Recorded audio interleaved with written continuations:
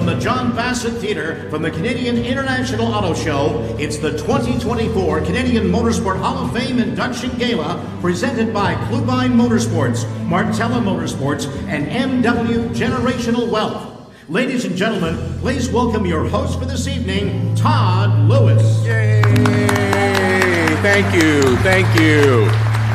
Appreciate the introduction from Eric Thomas. He has been the voice of the Canadian Motorsport Hall of Fame for many years, enjoying retired life in the Niagara Peninsula. We appreciate Eric's support for the voiceover work that he does. He is a true Hall of Famer. We want to say big thank yous as well to video editor Dave Oliver, who did that piece you just saw, and the others that you'll see tonight. Dave Bradley for some voiceover work. Big thanks from me as well to producer of tonight's program, Joel Robinson. I also want to do a quick shout out to our Motorsport Hall of Fame teammate, Robin Virtue. He's been under the weather for a while. He does so much for this event. Each year, he's been on the sidelines this year. Robin, we love you. We miss you. We want you back with us as soon as possible. Keep fighting and come back here. Thank you for joining us tonight.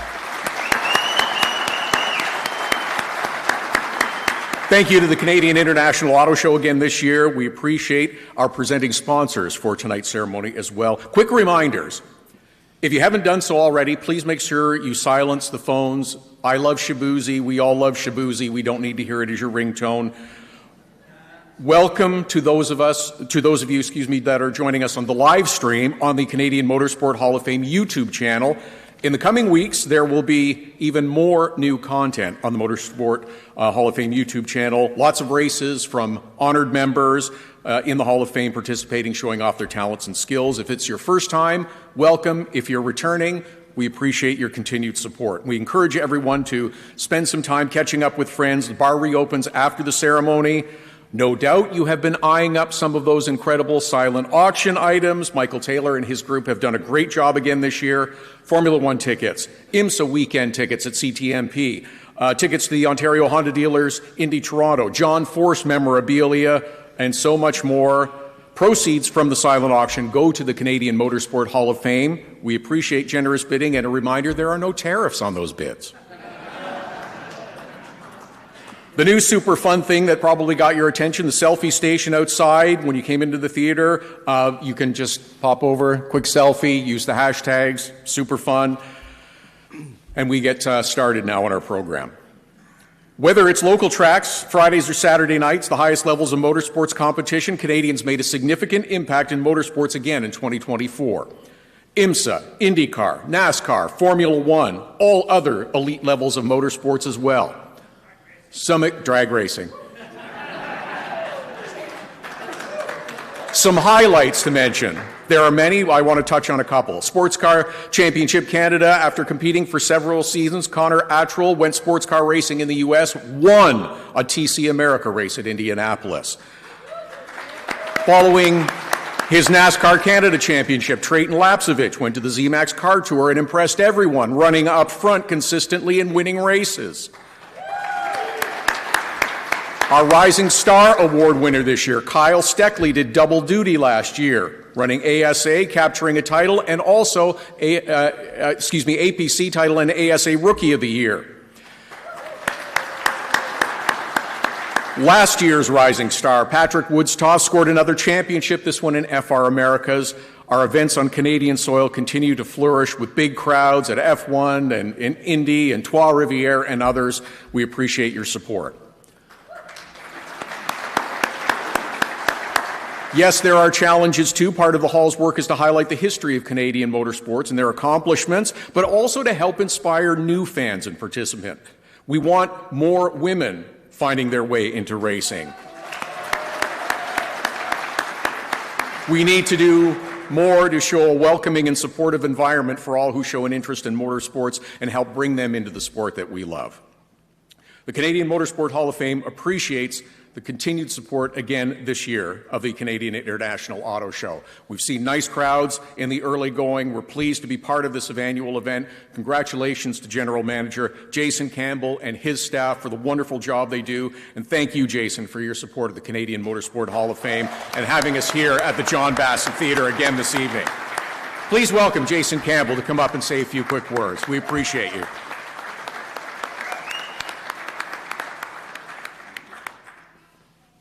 Thanks, Todd, and thanks everybody again for joining us here. And Todd, thanks again for the marvelous job you did. We had our opening media day after the big snowfall on Wednesday night, and we attracted a really good audience. I think everyone was very pleased.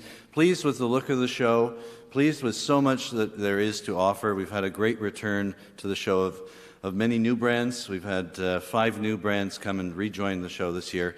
And I think it's very much in large part because of the complete offering that we are able to showcase here. I'm really happy and thank John Waldy for the work he's done in putting together a great exhibit on the 700 level with drag racing. And we've never had a drag racing exhibit at the show here before, so I'm really pleased to be able to showcase that. But it's those kinds of unique opportunities that we try and showcase here that really sets this show apart. We, in fact, had the show organizers for the New York Auto Show, both the CEO, the marketing director, and the operations director here for Media Day, because they saw what is coming. They saw the motorsport contingent, they saw the Lego, they saw the Hot Wheels, they saw all of the car manufacturers returning here. And that's something I think we can be really proud of, because they want to emulate that in New York. And I think that's something that all of these pieces are like building blocks, like that giant Lego car you'll see on the 700 when you go see the racing cars, because it takes all those little pieces to pull this together, attracting what we hope to be another record attendance at the show this year. We're even attracting the likes of the Mayor Olivia Chow, who was just here today. If you can believe it, bicycle-loving Olivia Chow came for what was supposed to be a 20-minute visit, turned out to be a 2-hour visit. We showcased all of the Canadian content that you can find on the floor. I think she was very impressed. I know she was impressed. And we even had her sitting in a $5 million Bugatti, if you can believe it. So I think the dragster was just a little step too far for her. But no, we really are looking forward to a great show. And we want to thank you very much for our continued collaboration. Peter, we appreciate your work that you do for us. I know you've been putting a lot into this project. And Dr. Scully, I know we kicked it off together, and thank you wherever you are for our participation together over the years.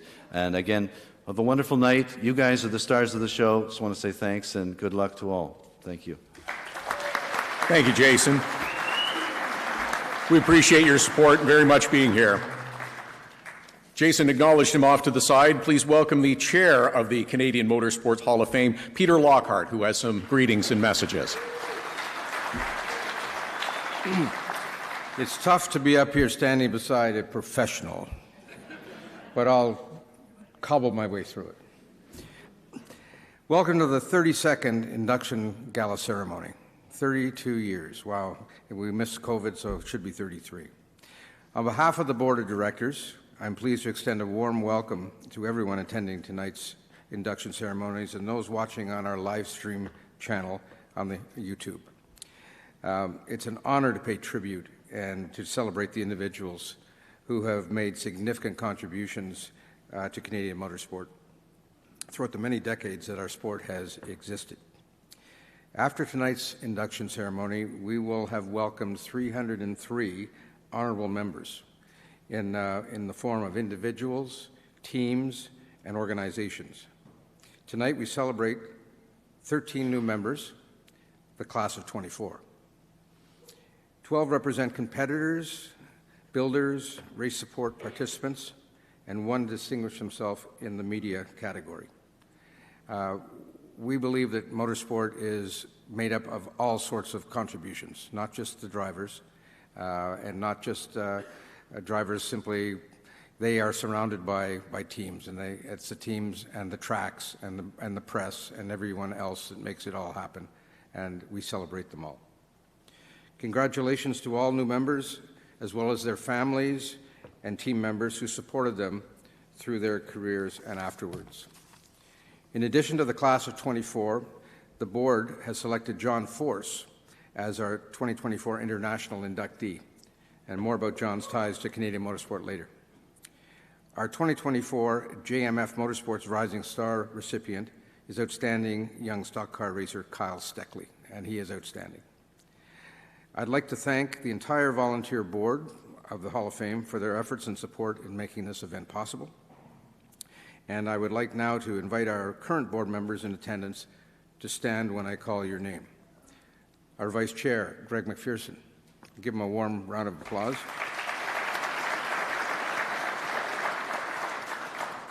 Our treasurer, Bruce Thompson, not sure if Bruce is here. Hope he is. Our director of communications, Nicole Lassalle.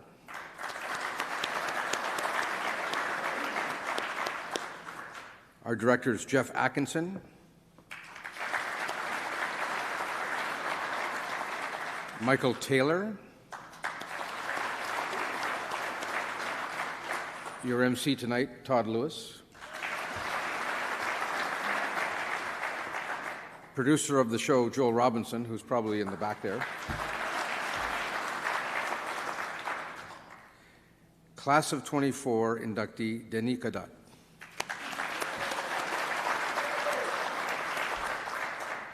Derek Lynch,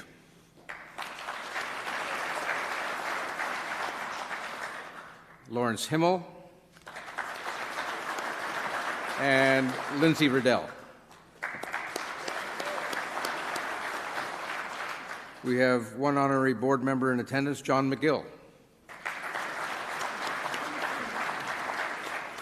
And of course, our chair emeritus, Dr. Hugh Scully.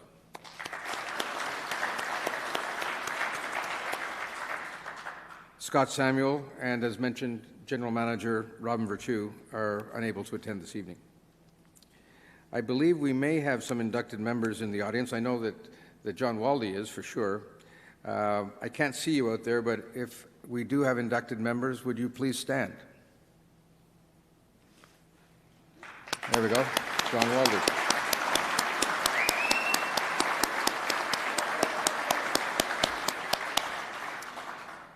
Last year, as we unfortunately do, this last year we lost some inducted members.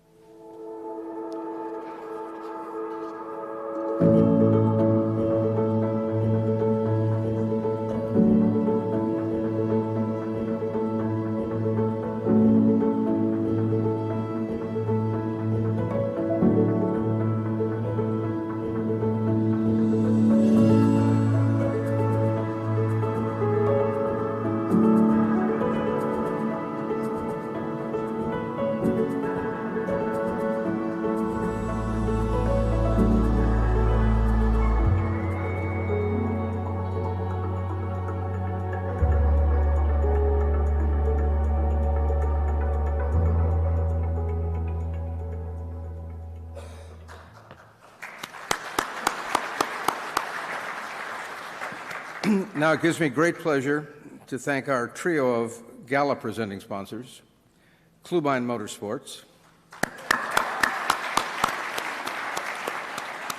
Martella Motorsports, MW Generational Wealth,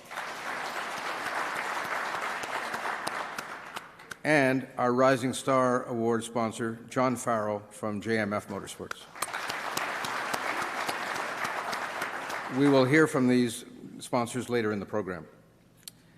As well, a great thanks to Wellesley at Pots and Plants for our fabulous flowers on stage, and to all others who supported the gala by buying ads in our program, and all those who have and will support the silent auction. There's some great stuff there. Lastly, a huge thanks to Jason Campbell, Tina Holmes, and the great staff at the Canadian International Auto Show, who provide us with the use of this John Bassett Theatre and many other benefits of association.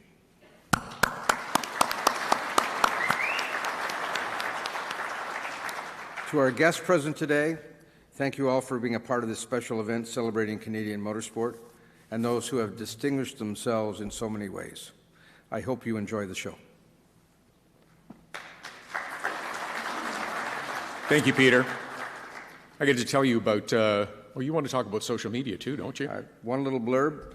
The Hall continues to grow our social media reach, and currently we have 244 videos on our YouTube channel and more coming.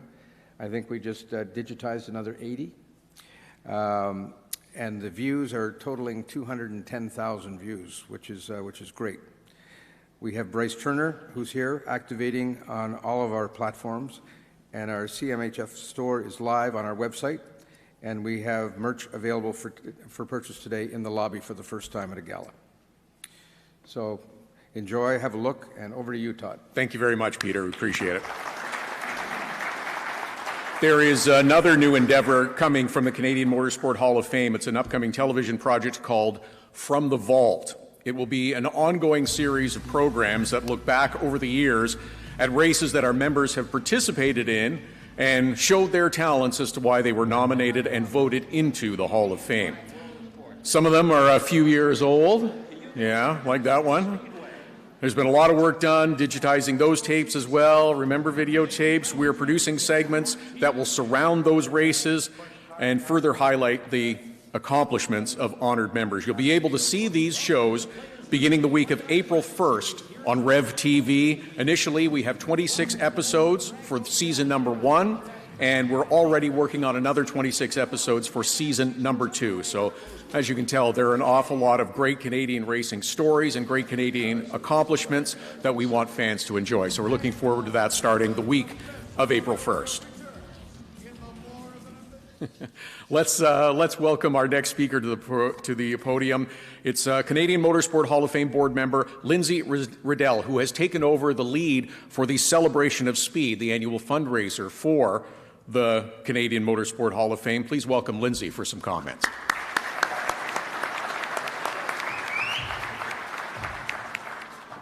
Hi, good evening, everybody. So I've been on the board.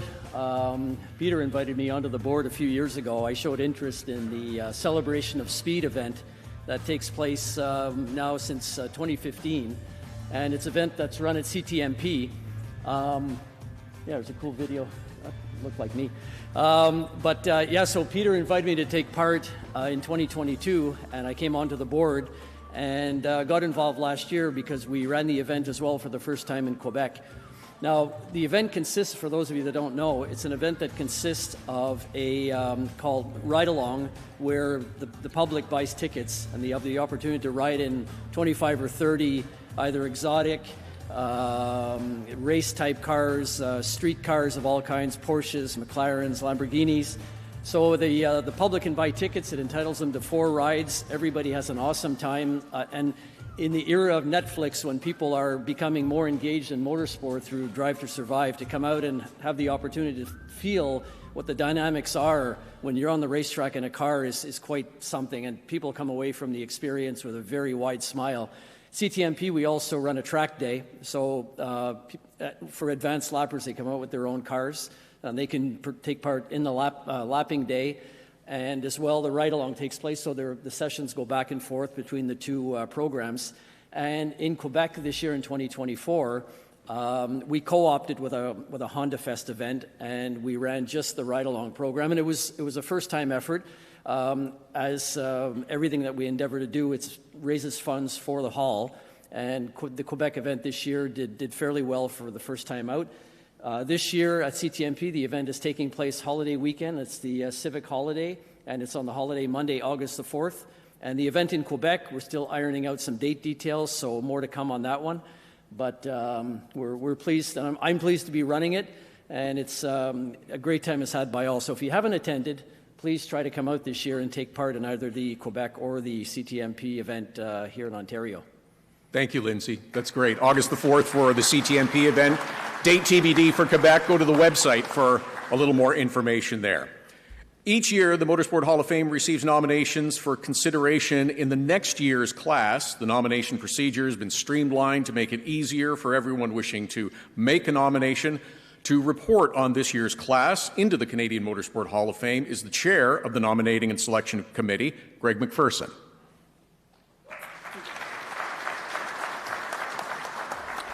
Thanks, Todd.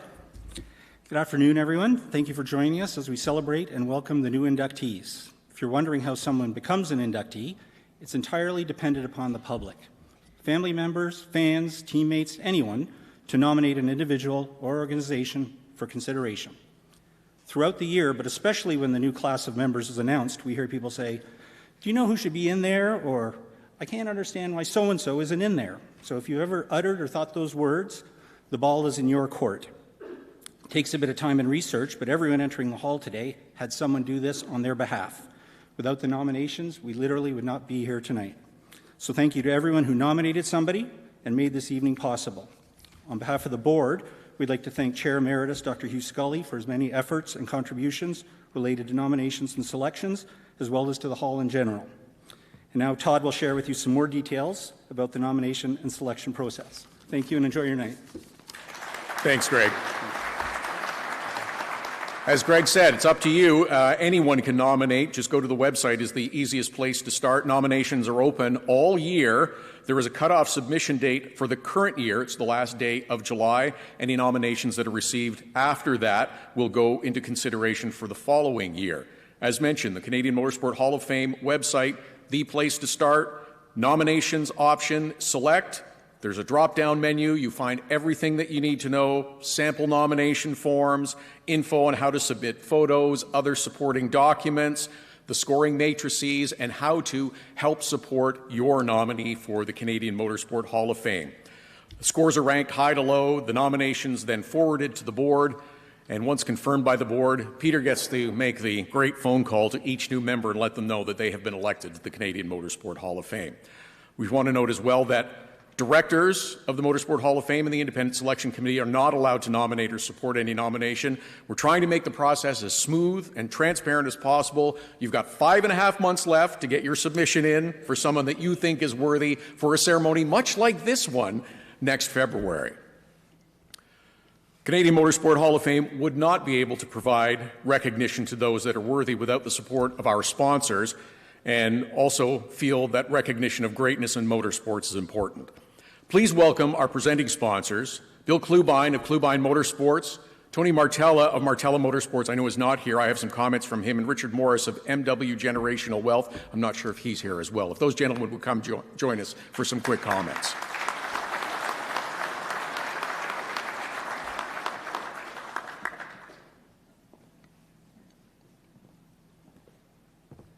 Looks like it's you and me, Peter. I saw you somewhere, Bill. Where are you?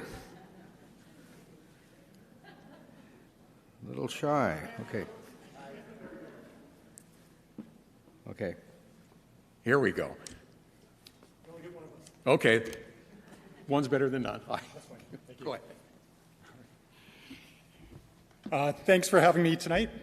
I'm relatively new to motorsports at this point. I've enjoyed track cars. I've enjoyed watching racing. This is sort of my first involvement in actually sponsoring something. I love racing. I'm just not very good at it. I did take part in last year's Celebration of Speed, which was an absolute fun experience to take part in. I gave some drives to some nice people and met a lot of interesting people along the way there. I look forward to kind of meeting people here afterwards, and I just want to say thank you. You want to speak for Mr. Klubine, and I'll speak for Mr. Martella? Well, go ahead with the Martella statement. Sure. Some notes from Mr. Martella. Good evening, everyone. On behalf of Martella Motorsports, we're honored to be supporting the Canadian Motorsports Hall of Fame. I'm sorry I'm not able to be there this evening. I'd like to congratulate all the new inductees into the Hall of Fame. I'd also like to congratulate the Rising Star for 2024. I wish you all the success in 2025. We're thrilled to announce that in 2025, Martella Motorsports will be supporting our driver, my son, Anthony Martella, in the USF 2000 Series with Jay Howard Driver Development in the quest to get to IndyCar.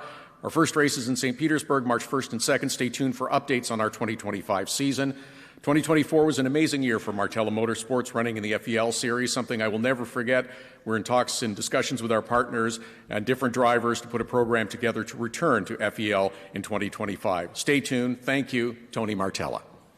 That's great. Bill Klubine is a very staunch supporter of the Hall of Fame. He's proud of it. I hear him tell people about it. And Bill, behind the scenes, helped get us Martella and Richard Morris, and he's an important element of our program. So, thank you, Klubine Motorsports.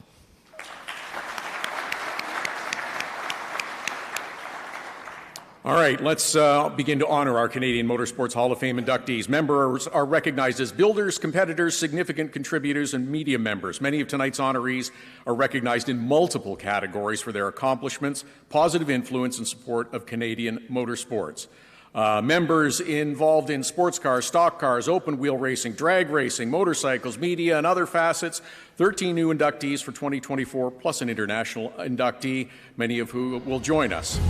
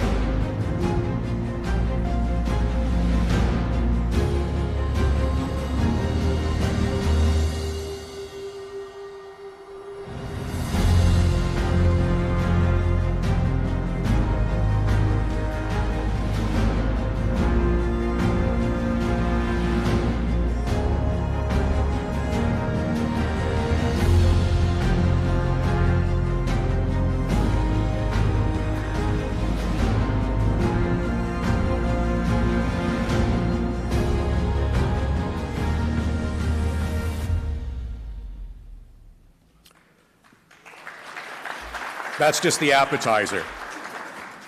Our first new member is a terrific open-wheel racer and is still sharing his knowledge with today's racers. Jumping in a car, man, when you get in that office and you're alone and you're racing against the track and the time, there's nothing like that.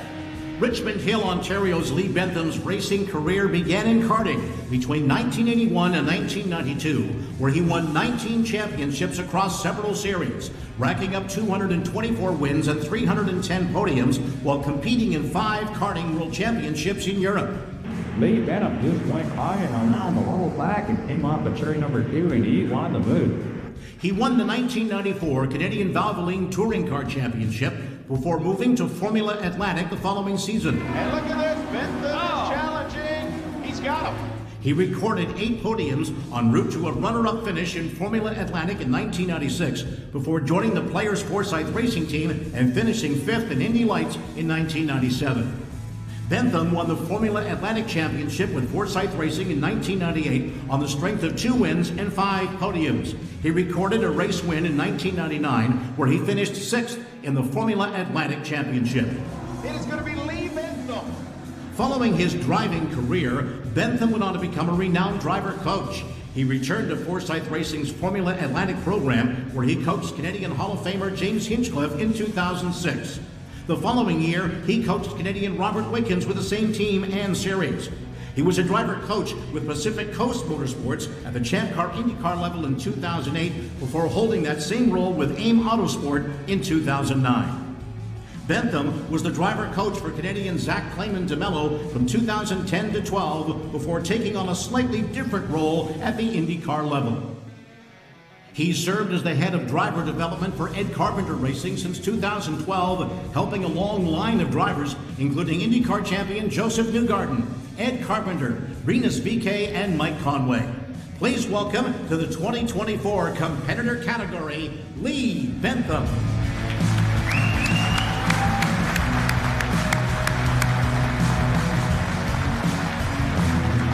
Joining Lee on stage to present his medal that he'll get from Peter Lockhart is his son, Will.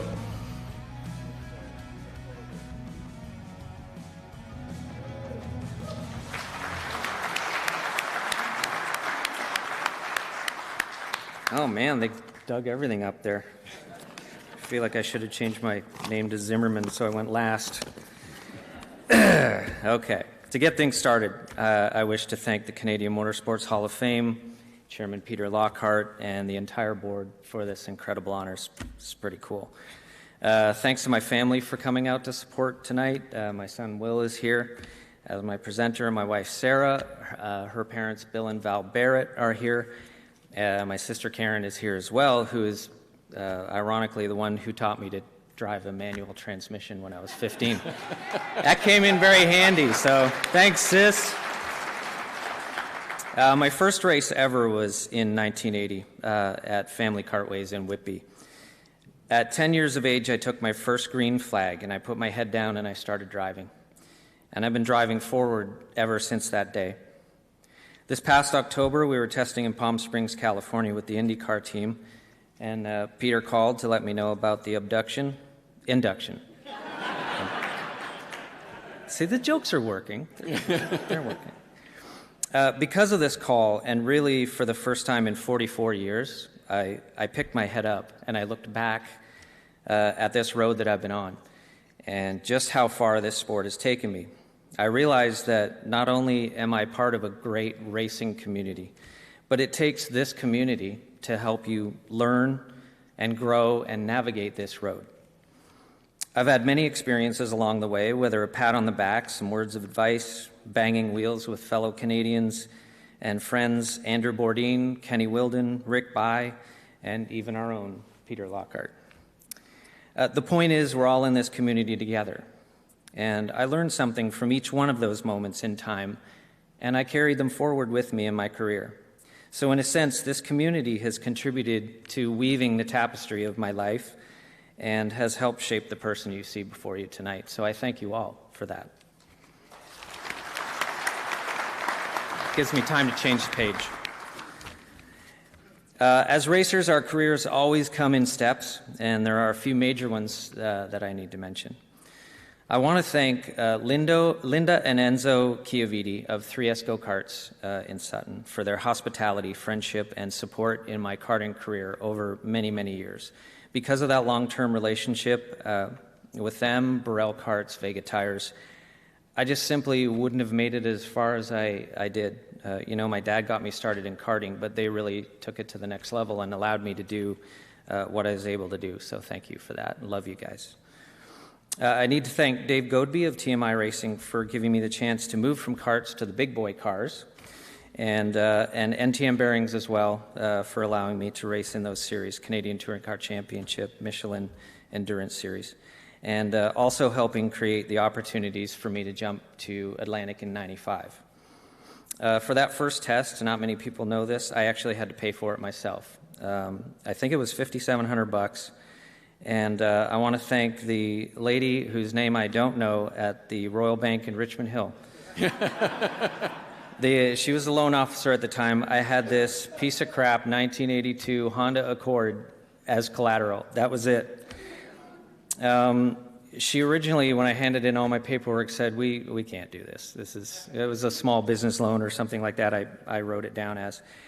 And when she said no, out of desperation and, very seriously, I said, look, okay, here's the real deal. This loan is for a race car test, which sounds ridiculous, right, to a loan officer. I said, it's for a race car test, and if I do well at this test, I'll get the NTM Bearing sponsorship. If I get the sponsorship, it's literally going to change the trajectory of my career and pretty much change my life. So she actually agreed to do the loan. And so I got the money, went to the test. Everything went fantastically. About a year later, I went back to the Royal Bank in Richmond Hill because I wanted to thank her. And she was no longer there. They had fired her. So I guess in hindsight, I should have paid the loan back. The last part's not true. Obviously, I want to thank players for their sponsorship and contributions to support up-and-coming Canadian talent through their development program over the years, and NTM Bearings, obviously. But, we really need more companies like that to step up and help the young guys come up and through the sport. It takes a lot of sponsorship, and we need more companies like that. I want to give a quick shout-out to my old teammate and friend, David Empringham, for connecting me with Derek Walker back in 2011. Because of that connection, I've had the position for 14 years now as driver coach and performance engineer in IndyCar with Ed Carpenter Racing, as you saw in the video. So thanks for that.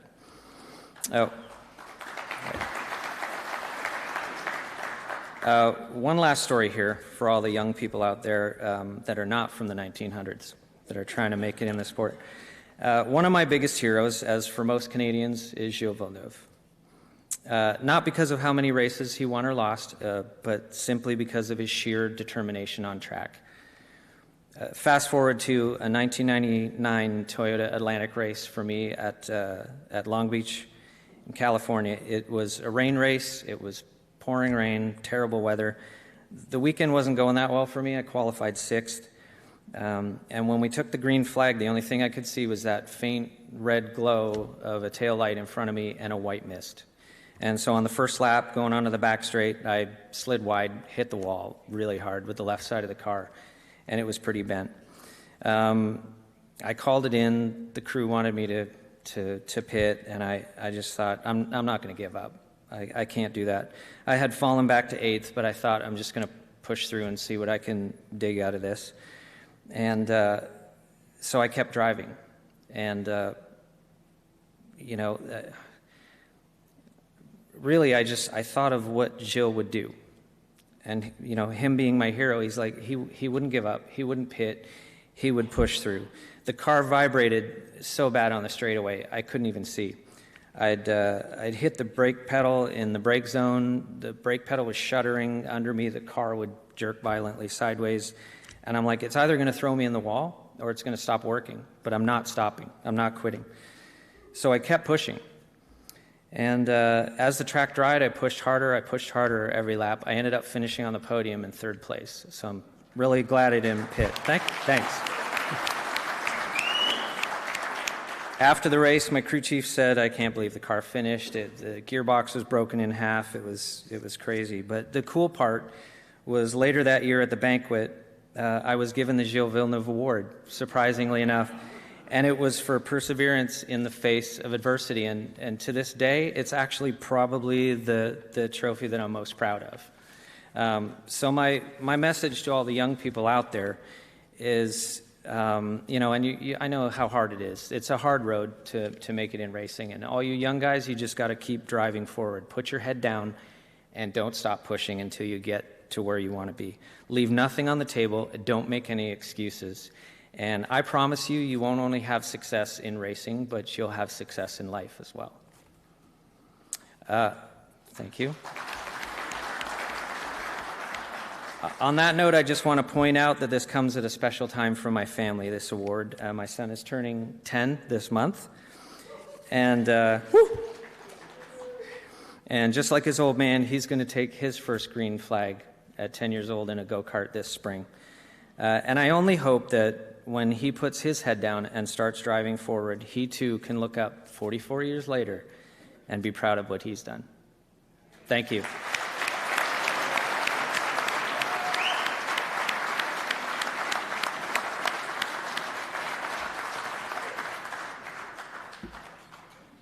Thank you, Lee. Thank you, Will.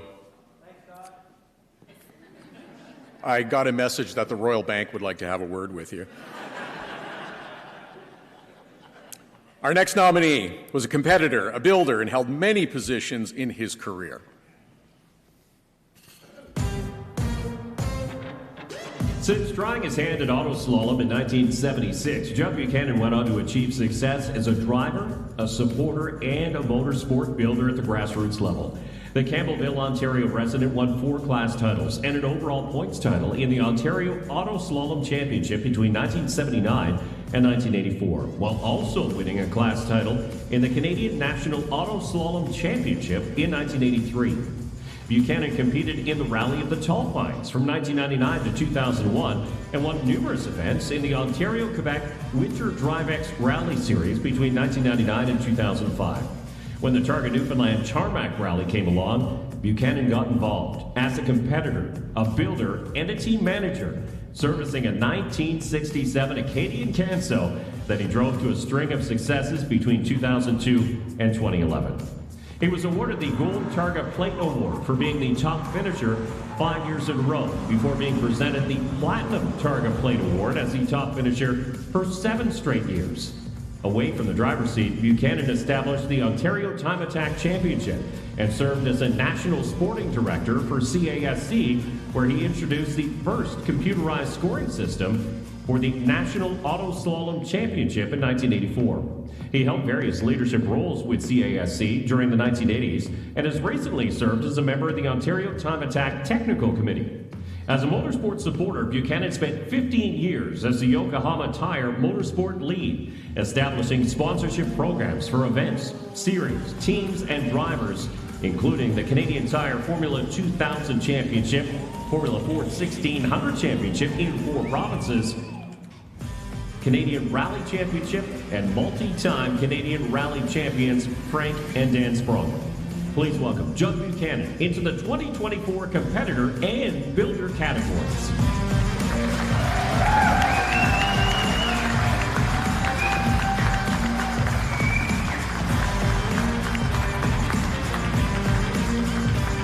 Joining Jud Buchanan on stage to present his medallion is John McGill.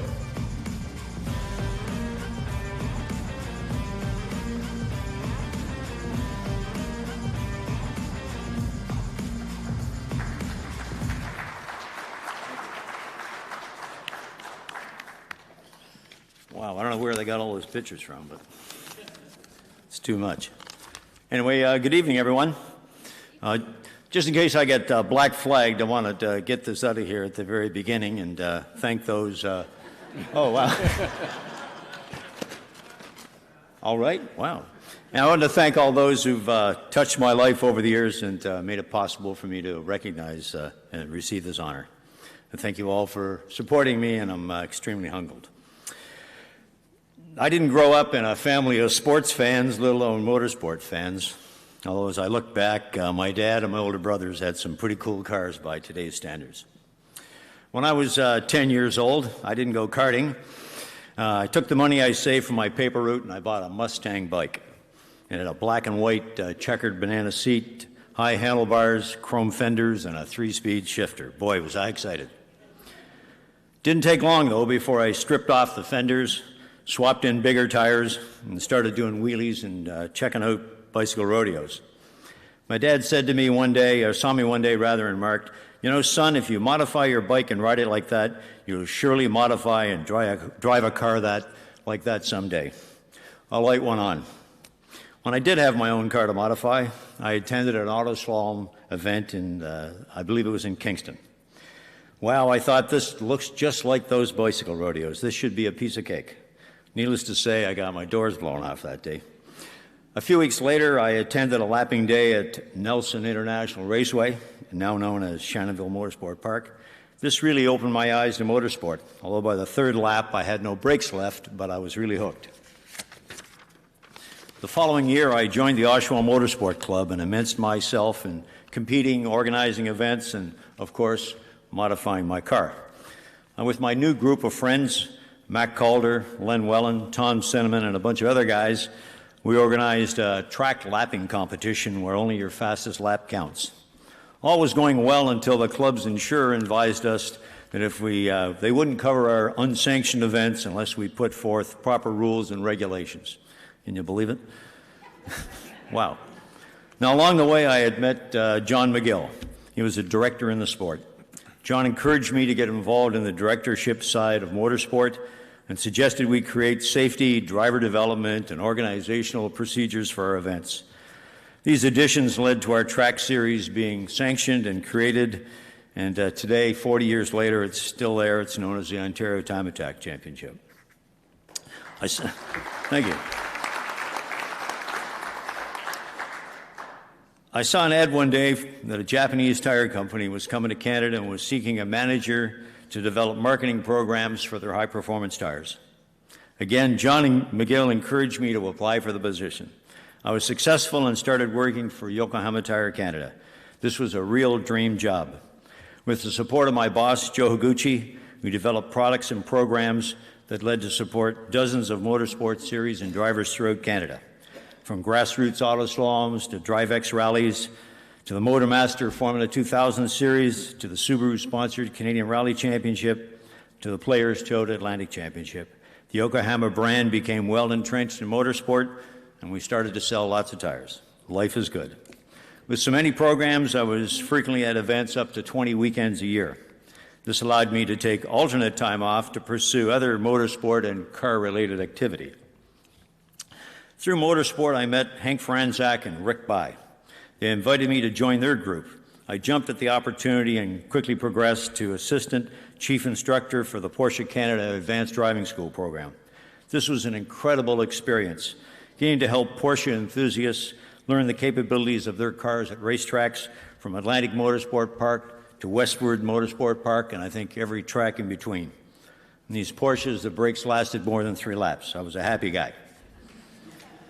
Somewhere in the midst of all this fun, I started my own company, Vehicle Dynamics Group, developing corporate media events and new vehicle launches throughout North America. This was my second dream job. Again, through motorsport, I met the late Brian Hyland of Subaru Canada. Brian was the force behind Subaru Canada's involvement in future domination of Canadian performance rally. As Subaru Canada motorsport programs to continue to expand, I was hired to work alongside Stuart Ho and Trish McGeer in managing Subaru's involvement within the Canadian Rally Championship and Subaru Rally Team Canada.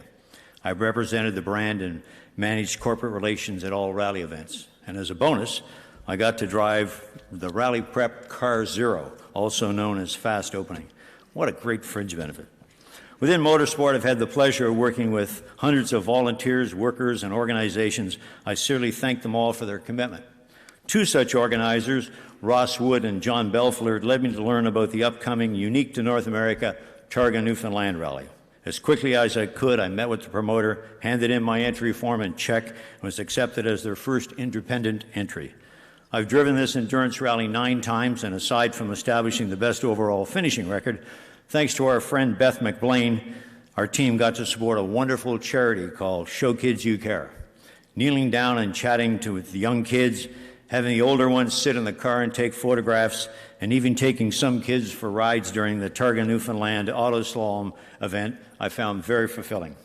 Our team's success would not have been possible without the help of our friends like Peter Wright, my co-driver Jim Adams, Chris Gallard and his dad Fred, Art Vesser, along with the support at Castrol Wakefield, Canada. Thank you so much, guys, for helping me get to drive my car like I rode my bike.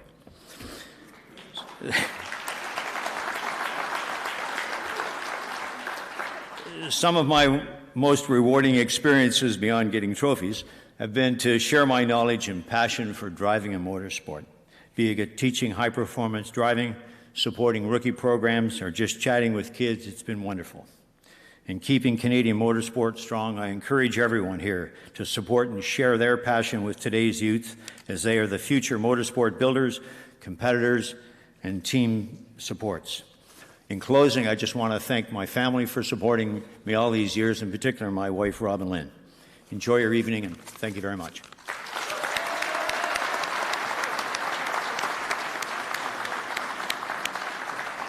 Congratulations, Jud Buchanan.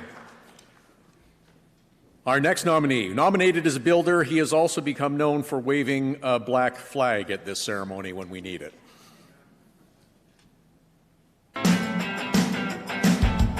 As a motorsports volunteer for nearly 50 years, Denis Cadotte has helped with the operation of some of Canada's most notable road races. The Brassard, Quebec native first got involved as a teenager, helping in the media center at the F1 Canadian Grand Prix in 1978. Victory! He then assisted Montreal's F1 Operations Department in building and preparing the course for the Canadian Grand Prix from 79 to 81. Cadotte served in various roles as part of the track intervention team at the Canadian Grand Prix, Grand Prix de Trois-Rivières, and Circuit Mont-Tremblant since 1981. They are off at the start at Le Circuit. He was general manager of the Canadian Grand Prix volunteer organization from 2007 to 13, working for team services at the Canadian Grand Prix from 2014 to 18, and has dispatched emergency vehicles as the chief communicator in the tower since 1997. Cadotte spent 8 years as clerk of the course at Mont-Tremblant, helping organize the Champ Car race there in 2007. He was the vice president of Autosport Quebec from 2009 to 11, where he organized ice racing and karting competitions throughout the province. He's also worked as sports director for Groupe de Course Octane and as a member of the Canadian Motorsports Response Team. In addition to his involvement in Formula One in Montreal, Cadotte was part of the training committee for the NASCAR races at Circuit Gilles Villeneuve from 2006 to 2012. He also helped organize IndyCar's Edmonton event in 2011 and 12. His efforts extend to the Canadian Motorsport Hall of Fame, where he has served as a board member since 2013. Please welcome to the 2024 class of the Canadian Motorsport Hall of Fame, Denis Cadotte.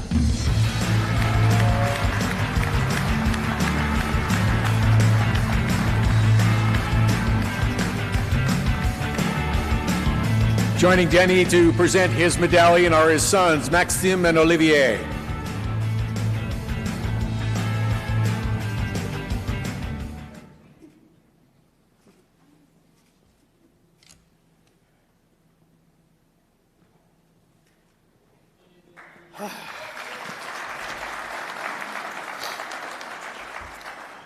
I was so nervous that I left with a blank sheet. And for those of you who are concerned, there's a black flag guy right now replacing me. So, anyway. Wow. 47 years to get here. Thanks. I'm sorry. Thanks to Nikki LaChapelle, who nominated me. Thanks to the board for accepting my nomination. This all started with a visit of my uncle, in '78. He came to my house and he asked my mother. I said, "I need your kid for the week." And my uncle is kind of a bit of a cowboy, so my mother, knowing her brother, said, "Not sure." So he said, "Well, he'll just be doing running. He's going to be a runner at the media center with the news and everything." So it took a bit of persuasion, but from there, that's where it started. So 14 years old, runner at the GP 78 for the first win of Gilles, and then part of a track building team, rescue, team services, Ascens GM, and much, much more. The principal communicator as a dispatcher in the tower also for emergency vehicles. I was involved also as a municipal firefighter, provincial police dispatcher, event security officer. So all that put together was Grand Prix racing. It was perfect. I would like to say thank you to people that had confidence in me with the work. Chris Bay, I'll say it right away so I don't forget you. 2019 inductee Normand Legault that came to get me for the Tremblant Champ car race and offered me a full-time job with him, Formula One after that. François Dumontier, inductee 2017, who followed Normand's lead and kept me working with him. 2012 inductee, the late Bob Armstrong, who was really my mentor when I was at the Ascend. We did crazy things together, played tricks. One trick that we did is Bob was the safety officer of the Grand Prix, and every night they bring the cars in the garage. And Bob was always, we managed to put Bob's car the last one in, so the next morning when everybody came out, Bob was the last one to come out. So we were all there, we played something on him, so we were there waiting and he wasn't coming out. Suddenly we see the car come out, but there's like a foam, white smoke coming off with the car. What we did is we put some confettis in the heating system. So when he started the car, everything exploded, and he came out like this, white, looking at us, and just went like this. So that's how everything started. 2020 inductee, Dr. Rob Sill, welcomed me in the CMRT and gave me a special position in charge of all the equipment, training, and making sure the administration thing is working off. I'm privileged to be where I am right now, working with the FIA directly in race control as head dispatch for the emergency vehicles in the F1 race, thanks to Danny Fradette, who's the F1 race director in Montreal. When not in race control, I'm sitting in a rescue vehicle waiting for something to happen or not, preferably not. Racing is a big family of people that come from different levels of life, and that's what makes it so fun. You know what?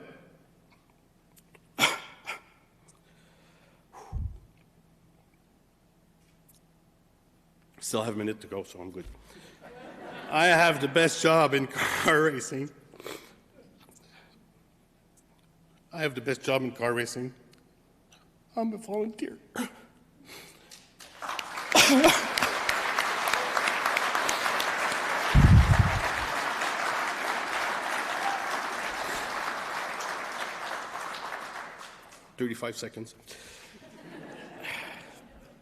Any or actually all of the racing events need volunteers, and next time when you see or run into one, please say thank you. They all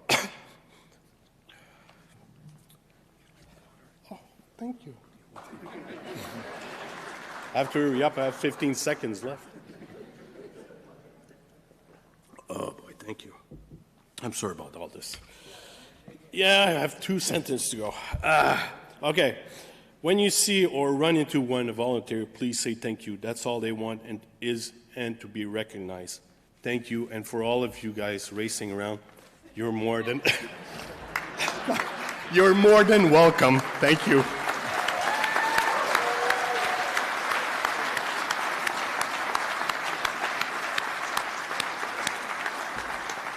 Thank you, Denis. Thank you. Merci. Our next inductee competed and won internationally. He was also a builder and a supporter of many racers.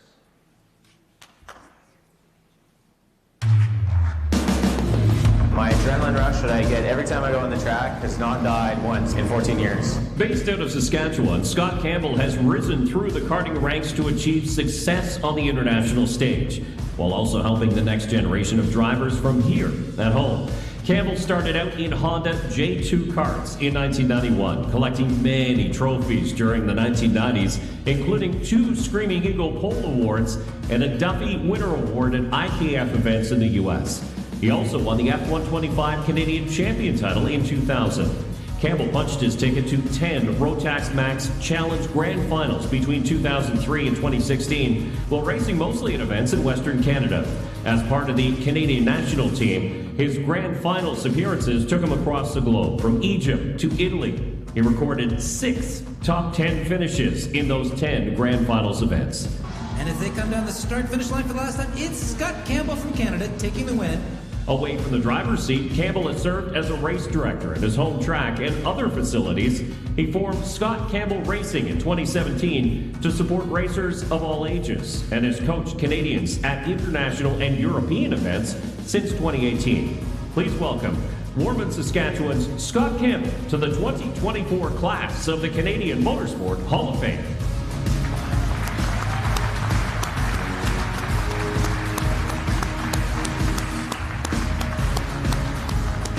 Welcome, Scott. Unfortunately, his dad's a little under the weather, so Peter Lockhart will present his medallion.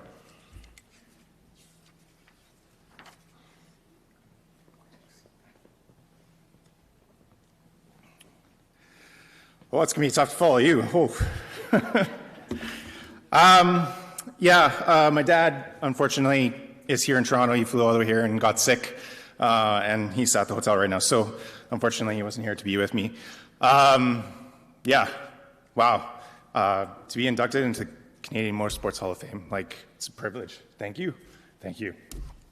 I would have never thought that this would have been something that would have been on my table. Karting is my passion, and I've been doing it for 4 decades. And here in the Canadian Motorsports Hall of Fame. Wow. Okay. Whew. Okay. First, I want to thank my family. My wife, Crystal, and my 2 kids, Adeline and Lennox. They inspire me every day to follow my dreams and my passions, and I wouldn't be the person like this right now without them. So thank you. My parents, Dave and Marlene Campbell, they've been by my side right from the beginning, and I've been at 12 Grand Finals, actually, and my dad's been there right by my side every single step of the way. So thank you. My dad started racing karts the year I was born, so I literally have been at the kart track my whole life. And now I've been able to experience it so much more with all these other people that I'm helping coach and be a part of. So back, way back, I guess in the 1990s, karting was a hugely different thing than it is right now. It was push start your kart with steel bumpers, but now we got electric starts, and we have aerodynamically stuff, side pods and everything. So it's crazy the difference of the level of karting has brought in the last 4 decades.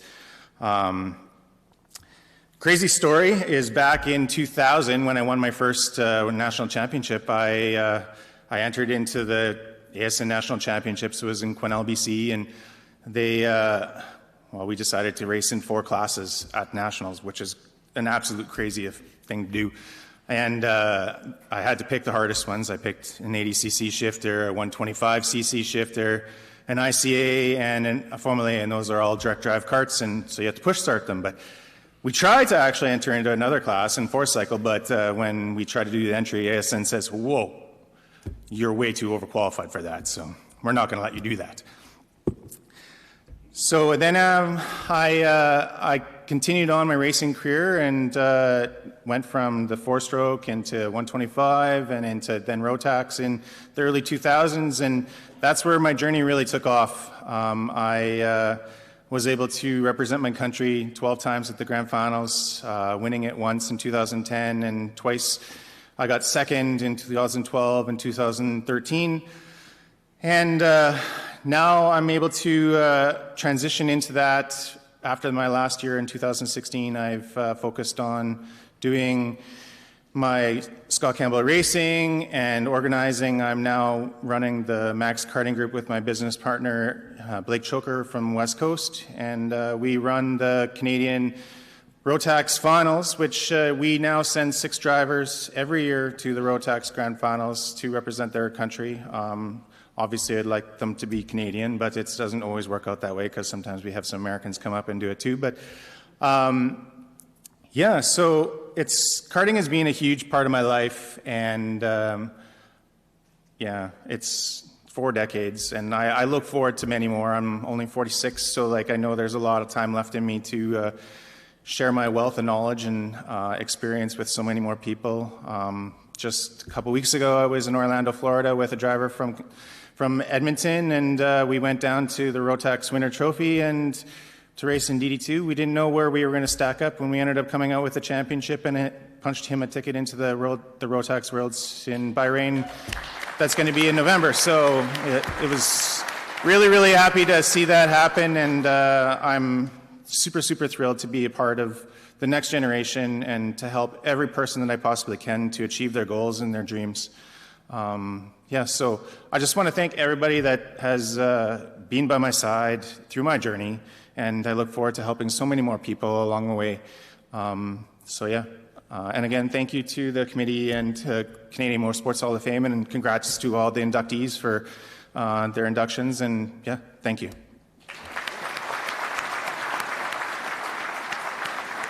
Thank you, Scott. Congratulations. Todd? Scott is a professional. He had 8 seconds left on the clock. And you just used it. Flamborough Speedway wouldn't have its place in motorsports without our next 2 inductees, and the world would not have Flamburgers. My brother and I, both being mechanics, were interested in auto racing, so this came as a first-class thing to do. Brothers John and Frank Cassali have staged the thrill of short-track racing to fans in the Hamilton, Ontario market for decades, with over 50 years of consecutive and uninterrupted ownership of the third-mile Flamborough Speedway. The Cassalis purchased the track in September of '72, looking to bring talented late-model drivers to the province.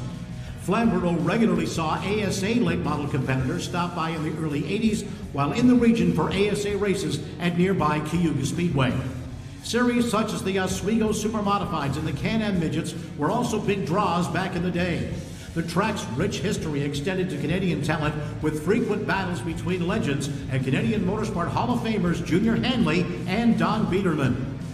The Auto Value bumper-to-bumper super sprints, visited from the Midwest in the early 2000s, where Indiana racer Rick Baker set the Flamborough track record at 13.89 seconds. Gentlemen, start your engines. The Cassalis continue to attract big-time events to their speedway, including a Canada Day race in 2011 that featured NASCAR stars Jimmy Spencer, Ernie Irvin, and Ken Schrader. The Gold Rush late model race brought in NASCAR driver Kenny Wallace in 2013 and 14. Flamborough has continued to host marquee shows under the ownership of the Cassalis, including the track's annual Gold Rush and Frostoberfest events, along with stops from the NASCAR Canada Series and APC United Late Model Series in recent seasons. The Cassali brothers have been a home for 5 decades for local racing in the hobby division, the late model class, and the 4-cylinder category. Please welcome to the 2024 Canadian Motorsport Hall of Fame, John and Frank Cassali.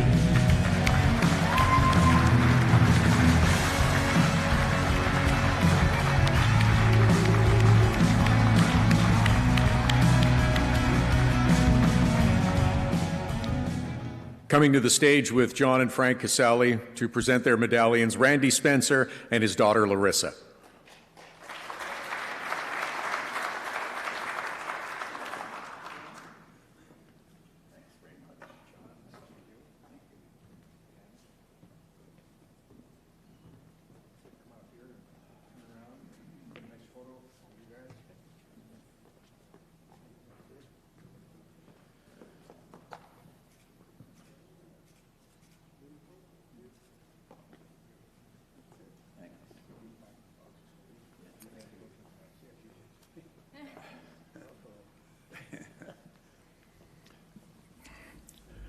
Well, I'm here.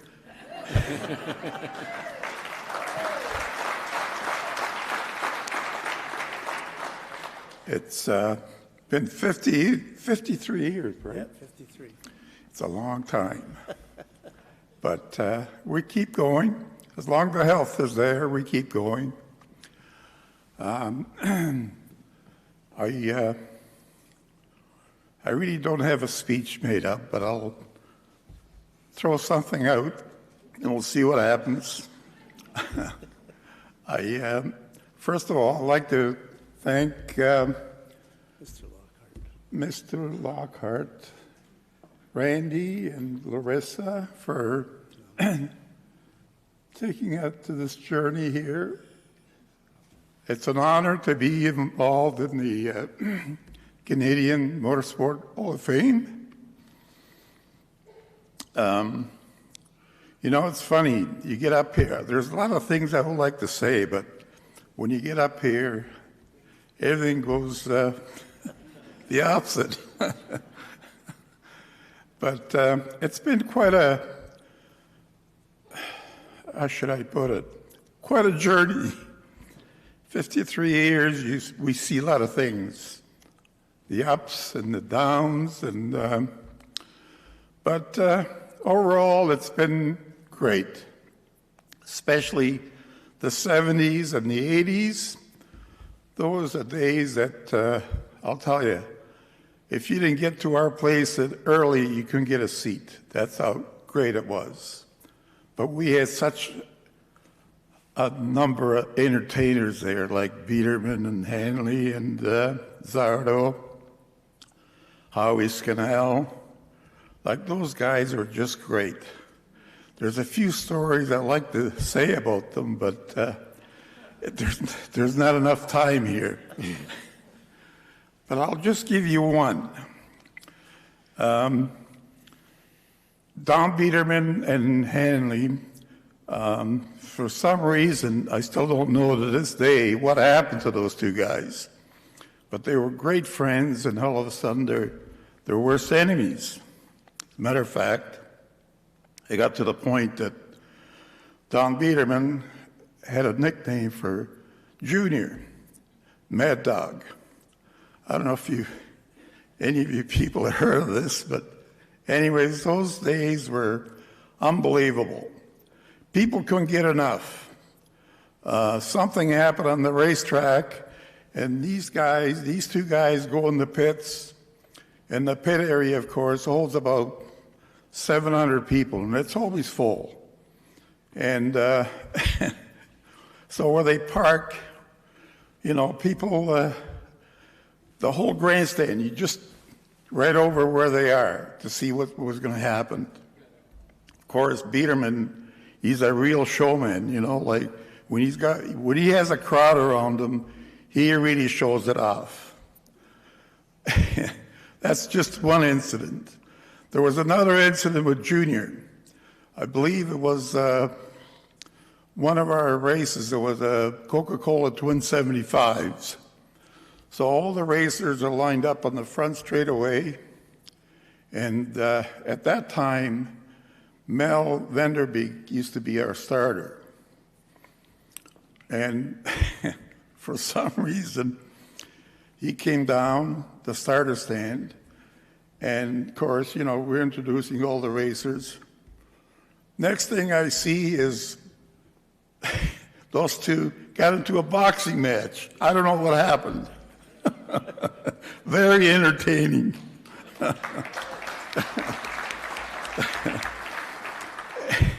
And then there was another deal where it happened. We used to run for the street stocks in those days, was the triple 50s.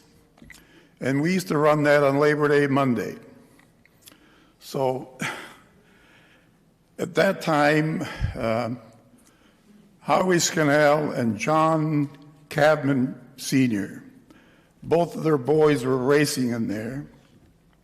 And of course, it was a very lengthy night. And, you know, at that place, we have a curfew, 11 o'clock, we have to shut it down. So what happened was we ran two 50s, and the third one was just a little over 11 o'clock. And of course, we had to shut down. Well, that didn't go very well. Howie Scannell and John Cadman Sr., I happened to be up at the announcer's booth there, and these two guys are walking across the track, and they came to the announcer booth, kicked in the door, grabbed my shirt, ripped my shirt, because, you know, we had to cancel the race. We were gonna finish it off the following week. But these guys didn't accept that. You know, they had to come up there, and I'll tell you, it was a scary night.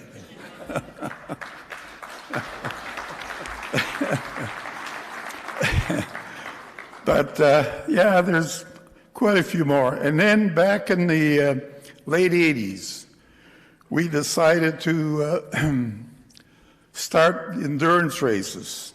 I don't know if you guys are familiar with those, but it's basically cars off the street.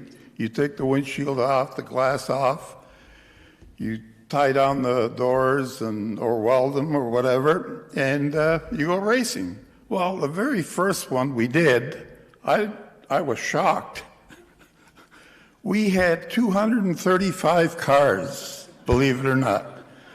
235 cars. So here we are, we got these cars lined up, 3 abreast, all the way around the racetrack to run 200 laps. It was crazy, but it was fun. So after that, we limited to 125 cars. And but the thing is, what happened was, these guys are like, it was really popular for about 6 years. It was really popular, and back like we allowed 125 cars, but we always had another 100 cars waiting, hopefully to get in. So these guys are lined up all the way down Brock Road, a mile away from the racetrack. They would stay there the whole night waiting. That's how popular it was. But anyways, I think we cleaned out all the wrecking yards with those cars, and it got to the point that we couldn't get any more cars. But that's my story. And I'd like to thank everyone for making this possible. And we also, I got to mention one more thing. In 98, I believe, we brought in the Waterloo Car Club at our track. We have a road course in the infield, and they run there every Saturday morning. And you know what? I really get a kick out of that, because there's so many young kids. I mean, kids that are 5, 6, 7 years old, and they're really, they're great to watch. They're, some of them, you know, they put on their fire suit and their helmet on. Well, the helmet is bigger than they are, you know. So, but anyways, I get a kick out of it, because bunch of great kids. We usually get anywhere from 70 to 100 of them on a Saturday morning. And it's great fun. And it's a good way to get families together and, put on a show. And that's about it. That's all I got to say. Thanks very much. We'll see you at the track this summer. Thank you. I see the Carnegie course really worked out well for my brother. I'm still behind, still in the background. But anyways, I'd like to thank the Canadian Motorsports Hall of Fame. We're very, very honored to be inducted into the Hall of Fame. But anyways, I'm just going to keep it real short. Thank you very much, and we'll see you at the racetrack. Every one of you.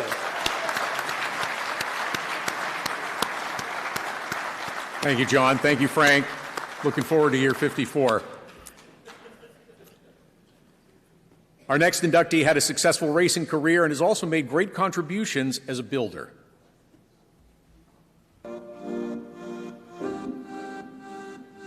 From the driver's seat to the control tower, Cliff Dawson's motorsports career has seen him involved in a variety of road racing series. The Beaconsfield, Quebec native's passion for the sport started in his teenage years. He built a hot rod at just 15 years old and was paid to drag race a Chevy at the age of 17. He later got involved in open wheel competition, racing in Formula Ford from 1974 to 1976. He moved up to Formula Atlantic in 1977, piloting a Brabham BT38 at tracks across Quebec and Ontario. Dawson purchased another Formula Atlantic car in 1981 and then continued in the series through 1986. He also purchased a Formula 2 March 832 and competed across the U.S. and Canada in the Can-Am series for a handful of seasons. Following his racing career, Dawson served as chief steward for the Honda Michelin Series, Magna Endurance Series, Michelin Enduro, Motorola Cup, Quebec Formula Ford and Formula 2000, and Quebec Ice Racing. He joined Formula Atlantic as the series director of operations and logistics coordinator from 2000 to 2007, where he was asked to work in race control as an assistant steward. That role included filling in as series steward for events in Toronto and Mexico. During his time as steward, Dawson started a company called Pro Racing Management in 1998 to help other drivers competing in international events. He continues to be involved in local motorsports, helping young drivers learn the ropes.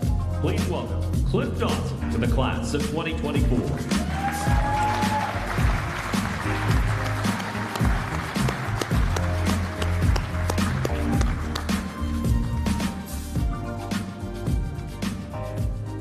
Joining Cliff on stage for the medal presentation is Peter Cohen.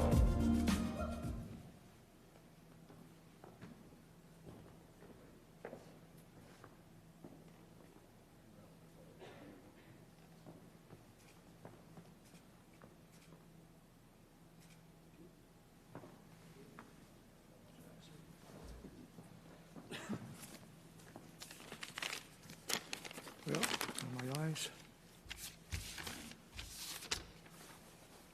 Find them.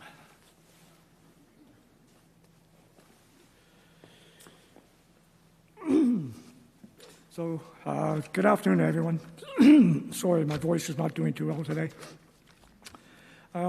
It's a great honor to be here tonight. I wasn't expecting to be inducted into the Canadian Motorsport Hall of Fame, but I'm grateful to have been accepted among so many motorsport greats. I have to firstly thank the whole Hall of Fame. Sorry.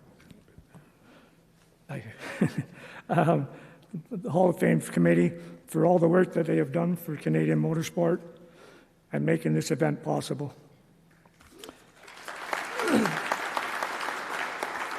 Thank you.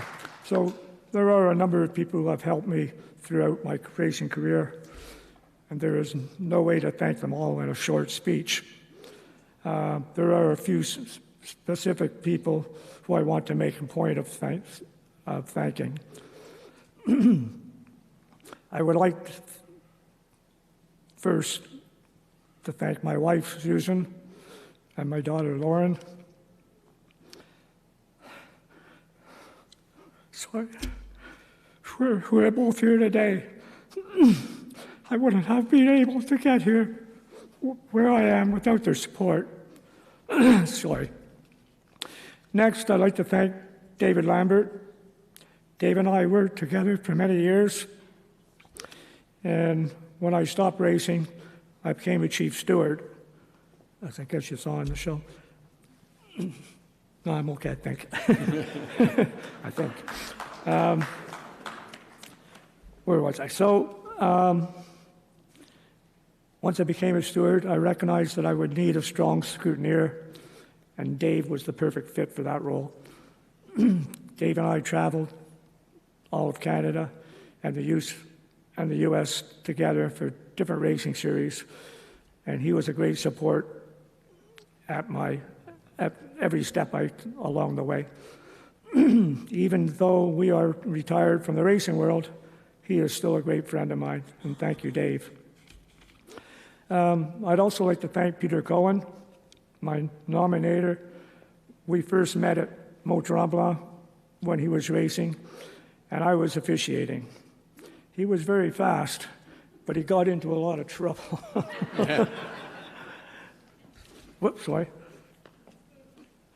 So we met a lot. That was the beginning of a great friendship, both at the track and outside the track. He remains one of my closest friends, and it's great to have him here with me today as I receive this award.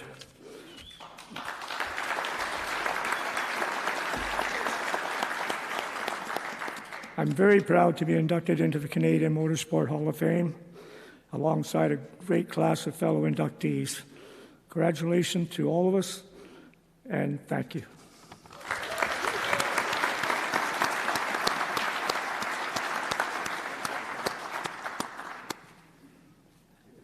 Thank you, and congratulations, Clift. Our next inductee is a competitor who raced in a variety of different disciplines. And then again, approaching the next corner, you have a very harsh bump where you bounce a lot. It was just one lap, exhausting. Wow, keeps you busy, very busy. From an ice surface in northern Ontario to the Brickyard in Indianapolis, John Jones has experienced success at both the grassroots level in Canada and in major racing series south of the border. Jones's first motorsports milestone came in Thunder Bay, Ontario, where he won an ice racing championship in 1983. He continued on to open wheel competition, winning the Formula 2000 Canadian Championship in 1983 and 84. He then joined the sports car ranks, where he recorded 7 top 10 finishes in 10 SCCA Trans Am starts with a best finish of second. With John Jones leading as they come off the Broad Street Bridge. Look at him slide down onto Washington Boulevard. He competed in the IMSA GTO class in 1985, winning the class championship on the strength of 7 wins, including the prestigious 24 Hours of Daytona and 12 Hours of Sebring. Jones spent 3 seasons in FIA Formula 3000, recording a pole position and a best finish of second. He also moved to the kart IndyCar ranks, where he spent the better part of 4 seasons, recording 11 top 10s with an average finish of 14th and 41 career starts. His best finish was 7th on 4 occasions, including the 1988 Molson Indy Toronto. And it is the green flag in the race for the first turn, and it is Sullivan who has it. Jones won Kart Rookie of the Year in 1988 and was the fastest rookie qualifier for the 1989 Indianapolis 500, where he finished 11th. Following his kart IndyCar activity, he ran 3 seasons in IMSA GT World Sports Cars in the mid-90s, and he raced Indy Lights in 1997. Please welcome to the 2024 class of the Canadian Motorsport Hall of Fame, John Jones.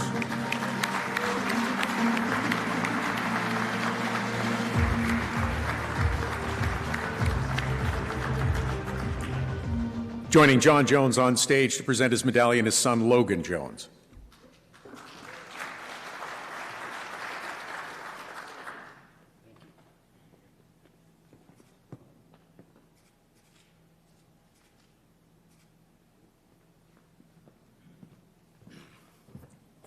Well, thank you, everyone.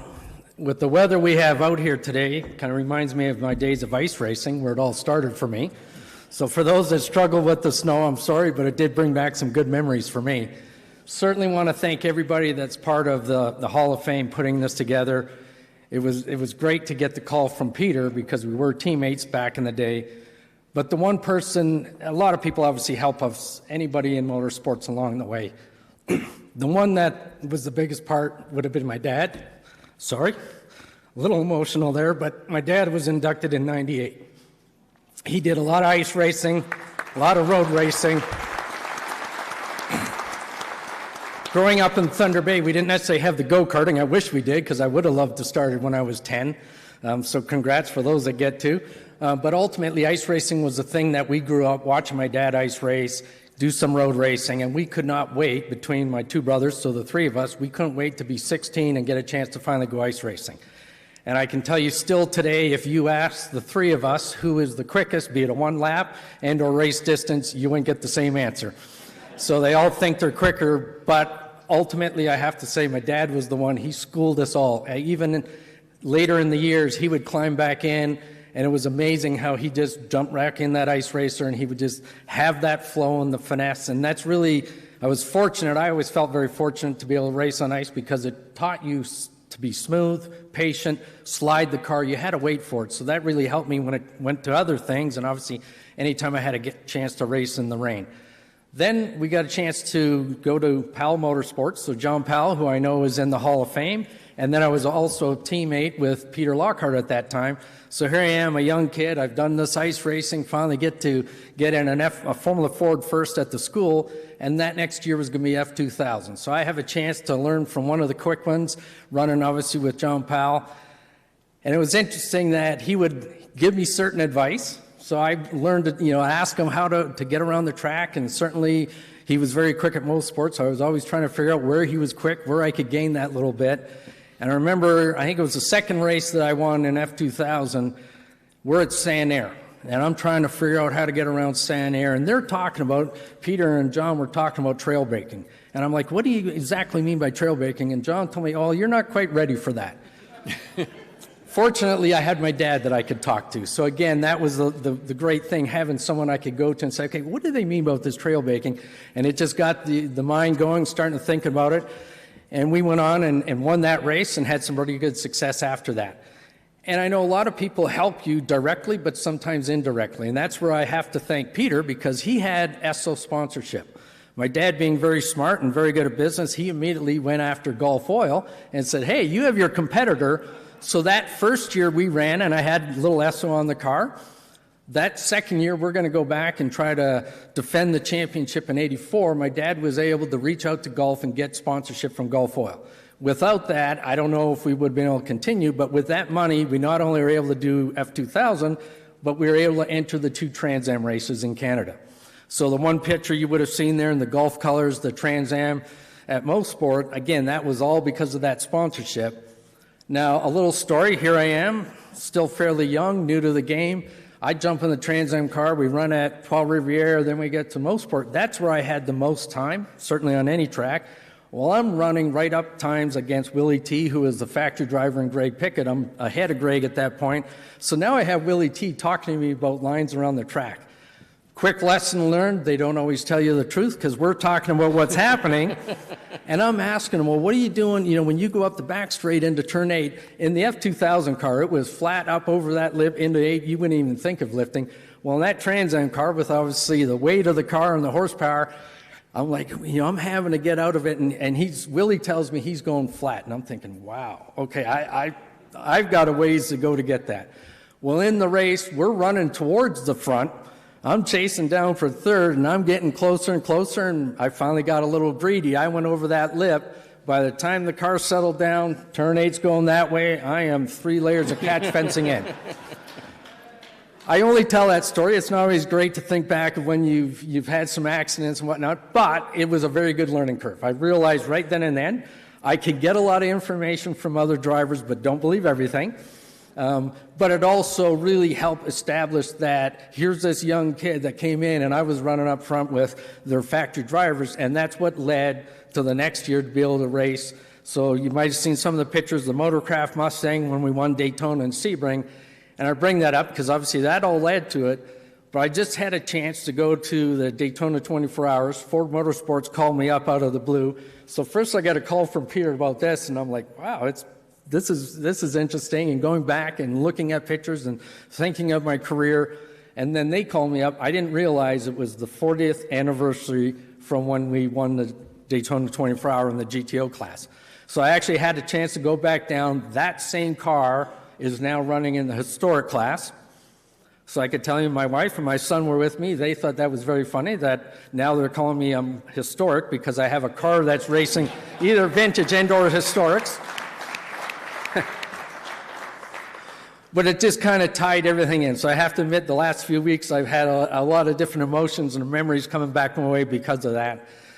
Then I went on to have some success in F3000 in Europe and in IndyCar, and I have to say I'm very fortunate that Labatt's Blue sponsored us, so I proudly carried that for a number of years competing in that side of it. Anybody here that's obviously stepped into motorsports, family's a big part of it. I was fortunate that my dad and my family was behind me, but then you think of the spouses. So I want to make a call out to my wife. She worked in motorsport. She worked for SCCA, so that's how I ended up in the States and now living in Denver. But ultimately, she worked for SCCA, and I'd love to say that I walked into credentialing and I see the pretty girl there that I'm going to, sign up for that race weekend and had the nerve to ask her for a date. That's not quite how it went. That first race in '85, the team was not organized. So they get there, they're trying to get all the credentials done. So Charlie Seelix, who was the team manager and a great mentor to me, basically looked at Rob and says, well, we owe you dinner for doing all this for you, but basically told her she was too old for him. Now here's a gentleman in his 60s and she's in her early 20s at this point. But nonetheless, he says, I have someone that's going to take you out to dinner. So that was our first date. I truly was set up. We went on our first date, but all these years later, and how many kids later, here we are. So apparently I did something right along the way. Thank you. But I want to share one story, because I know anybody that's a family member, we're tracing our dream. So I'm doing what I love to do. She was in motorsports just because it was a job. And now she's following my career, but still working in motorsports and still does this taste. So she's actually had a longer career than I had. But ultimately, just share one story. We qualified for the Indy 500. So I'm excited. Obviously, this is the big race. Didn't sleep maybe as well as I wanted that night before. You're up early. I'm just antsy. I want to get to the track. We're staying in an apartment about 4 miles away. So for race day, they said, here, you need to come in this way. They hand me a map. We put a sticker in the window. They said, follow these directions because of all the traffic coming in. All right, that's great. I get to the first barricade where ideally I'm pointing to the sticker. Some traffic has to go left. Nope, they see the sticker, they wave me through. I get down to the next one, and here's police officer, rented for the day, whatever. He's just waving everybody left. I have my hand out the window trying to point. Can you not see the sticker? I need to go straight. I'm following the rules that they gave me, and he's just telling me go left. Well, being a racer, we're looking for the shortest distance. So I look ahead, a block up is the next barricade, so I just drive around the police officer, head straight up there and stop. I stop to tell him, hey, I'm supposed to go this way. Here comes the cop chasing after me. I am now under arrest. The day of the Indy 500, he has me out of the car. He's writing me a summons. I'm like, look, I'm sorry, but I just didn't think you didn't see the sign. I'm one of the drivers. I'm in the race. He doesn't care of any of that. This is pre-cell phone. So Robin's with me. She gets out looking around like, what is going to happen? Sees a gas station, runs to the gas station to a payphone to try to call the speedway. Like, look, John's is getting arrested right now. Literally wrote me a summons. Luckily, the police officer I drove up to said, just take this. Go left, go up to the next one, they'll get you in. Fortunately, we finally get to the speedway. I get to the garage. Some of the security guard from the speedway says, I understand you were handing a summons. They took it and tore it up, said, don't worry about it. So now I'm completely calm. Here's Robin, an absolute wreck, because I just put her through this little ordeal. So again, I just appreciate anybody that's followed those who are in motorsports and obviously supported our careers. I know there's a lot of people that helped me along the way. I hope they all enjoyed it, had some fun. And again, thank you very much for the induction. Really honored.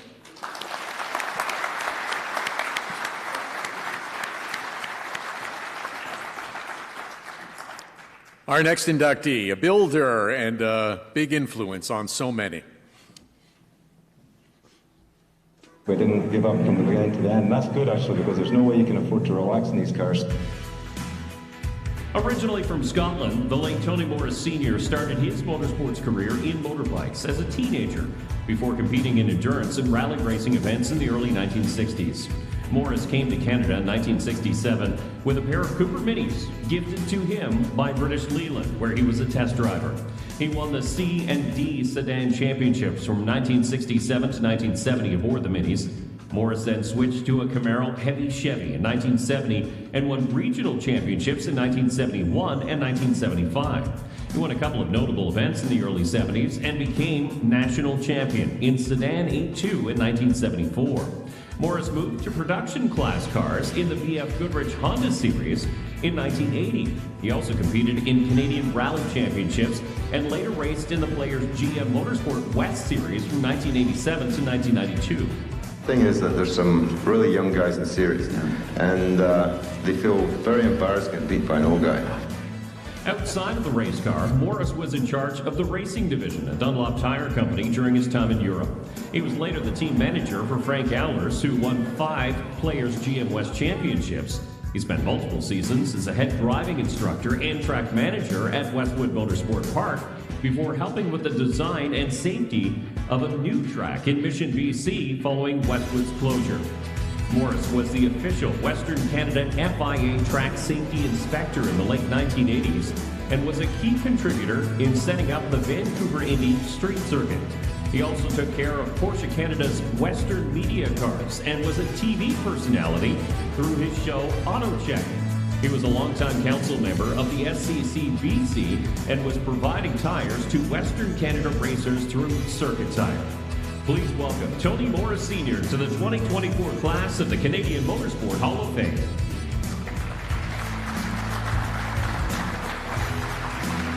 Presenting and accepting on behalf of Tony Morris is Gabriel and Mark Torley.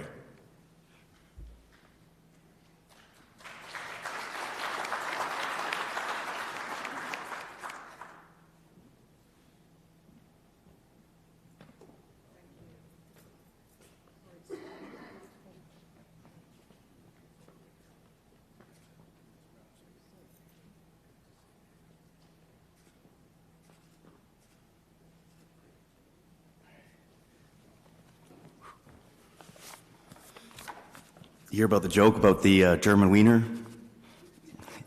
It's the worst. You don't want to hear about it. Just thought I'd lighten the mood. Good afternoon, everyone. First off, I'd like to thank Peter Lockhart, the Canadian Motorsport Hall of Fame Induction Committee, my family, and everyone who was a part of my dad, Tony Morris's incredible career. I'm Mark Torley, and I'm the son of Tony Morris. It's an honor and privilege to accept this induction award on behalf of my dad. You may have noticed that our names don't match. That's because my dad's real name was actually Morris Torley. In the 1960s, while working as the head manager for Dunlop Tire in the UK, handling the Formula One and World Rally Series division, Dunlop didn't want him to race. But my dad wasn't one to let anything stand in the way of his passion. So he changed his name to Tony Morris and went racing anyways. That was the kind of person he was: determined, resourceful, and driven by the love of motorsport. He raced anything he could: cars on ice, motorcycles on ice, rally racing, and various forms of sedan racing. And when he moved to Canada in 1967, he kept the name Tony Morris to avoid confusion. Born in Johnstone, Scotland, my dad quickly became a major force in Western Canadian motorsport. As a driver, mentor, and ambassador for the sport, he left an undeniable mark. His early successes in rally and sedan racing, particularly with his iconic number 88 Heavy Chevy Camaro, earned him respect as both a fierce competitor and a beloved figure in the racing community. But his impact wasn't just on the track. When he wasn't running Circuit Tire or helping local racers with his expertise, he was a loving and dedicated husband, a hockey coach to my brother and I, and always keeping us active in sports. He provided me with invaluable guidance in my early 20s as I pursued my professional snowboarding career, and he played a huge role in the success of my brother Tony Morris Jr.'s racing career. Beyond his own racing achievements, my dad was deeply involved in shaping the sport. As manager of Westwood Racetrack, Race Drivers Committee Chairman, and head driving instructor, he worked tirelessly to nurture the next generation of drivers. He served as the Western Canada FIA Track Safety Inspector and played a key role in establishing the Vancouver Indy Track. He also helped the Western Canadian Motomaster race team to multiple Players GM Motorsport Championships and became a familiar face on TV with AutoCheck. A longtime member of the SCCBC and the owner of Media Car Service, he managed the fleet of Porsche vehicles in Western Canada, always finding new ways to contribute to the sport he loved. My dad was a true pioneer in Canadian motorsport, and his induction into the Canadian Motorsport Hall of Fame is a reflection of the lasting impact he had. Frank Allers, a longtime friend, teammate, and representative of the Hall of Fame, said, "Tony was not only a talented driver, but also a mentor and advocate who inspired countless individuals in the motorsport community. His legacy continues to influence the sport today." My dad passed away in July of 2016, but I know he'd be incredibly proud of this recognition from the Canadian motorsport community. On behalf of my family, thank you for this incredible honor.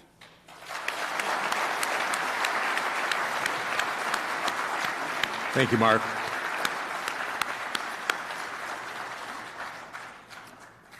This next inductee began as a racer and then also ran his own team.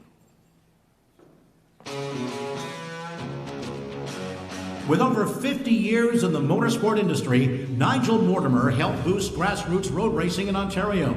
As a driver, he competed in Solo 2, Solo 1, four-stroke karts, shifter karts, stock cars, GT2, F1600, Formula Mazda, Formula Libra, Miata Challenge, F3000, and Targa Newfoundland. He won his class at the 2004 Targa.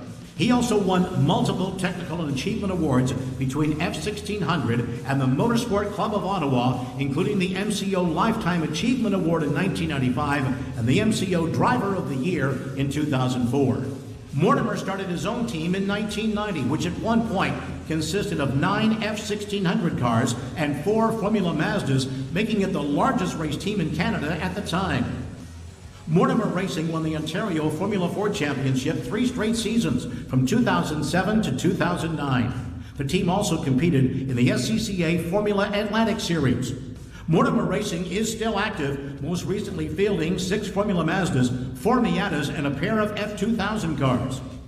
In addition to his race team, Mortimer has helped the next generation of drivers through multiple decades as an auto racing driving instructor, a teacher at racing, high-performance driving, slalom, and winter driving schools. He currently serves as the director of the Ottawa Sports Car Club and is a member of the Ontario Race Committee. Please welcome into the 2004 class of the Canadian Motorsport Hall of Fame, Nigel Mortimer.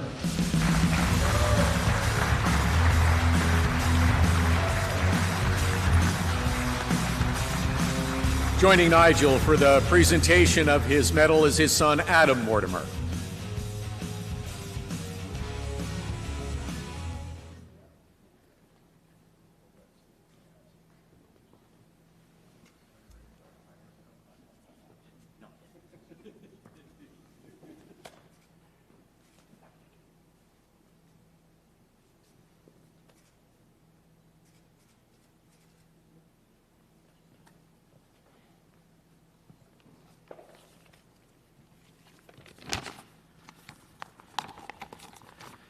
Wow. Look, Mum, I made it.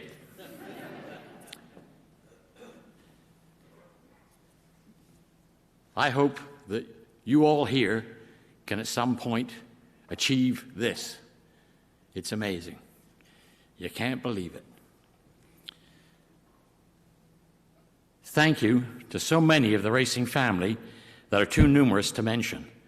Some notables are Lou McKenzie, Steve McCamus, my wife Wendy, and my son Adam. You probably don't realize it, but the little guy sitting on the pedal car beside my under 2-liter Can-Am car is here now.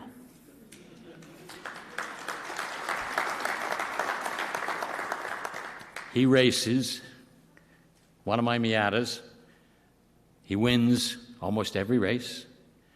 His daughter is 3 years old, and she spent so much time up on the top step of the podium that when she goes to the racetrack, she thinks that's her spot. The other day, she called me up and she's, "Granddad," she's all tearful. "Granddad, I race." I said, "Yeah, that's okay. But Granddad, I need a car." "No worries. I got this. I want a pink car." "No problem. In the bag." Racing has consumed my life. My big takeaway from racing is the people I've met and bonded to. They are family to me. From a passion at 16 to today, it started when my mum took me to see Stirling Moss at a Crystal Palace racetrack near London when I was 3 years old. It was a red car. Funnily enough, I love red cars. Pedal cars to slaloms to road racing, stock cars, go-karts, Formula Ford, Formula Atlantic, F3000, F2000, Formula Mazda, GT cars, Targa Newfoundland, and now Miatas. I've won hundreds of races. I built engines for Formula Ford 1600, 2000, Cosworth engines for Atlantic, Toyota Atlantic engines, and Miatas.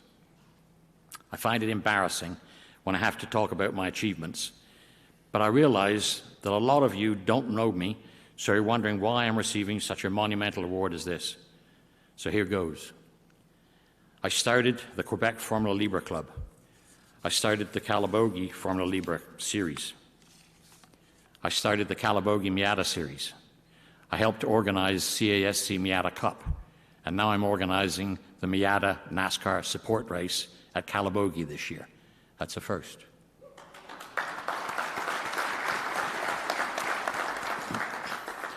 I served on the board of directors for the Motorsport Club of Ottawa and the Ottawa Sports Car Club currently. I organized many race driver schools.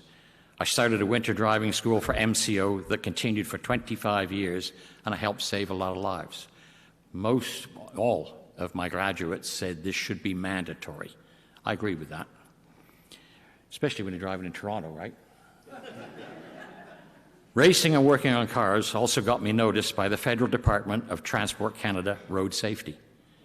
They hired me to investigate safety problems with vehicles and test dangerous problems. They reasoned that if I knew how to fix cars and was stupid enough to race, I was the perfect candidate.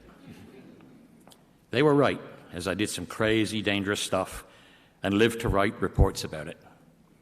Apart from getting hundreds of recalls on cars, trucks, snowmobiles, and motorcycles, I also investigated and was instrumental in improving ABS, stability control, and winter tires.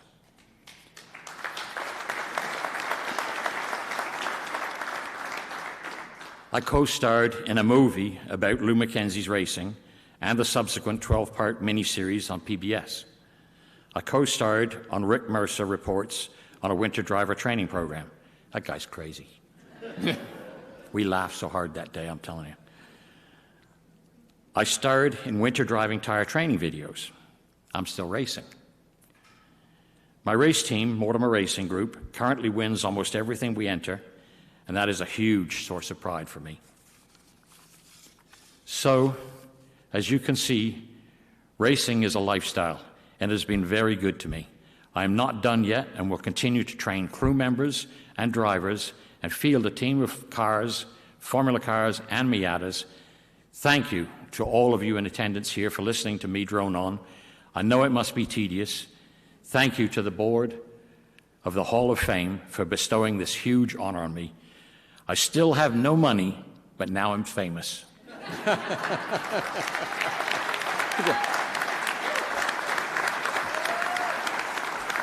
Zero time left on the clock. I gotta go.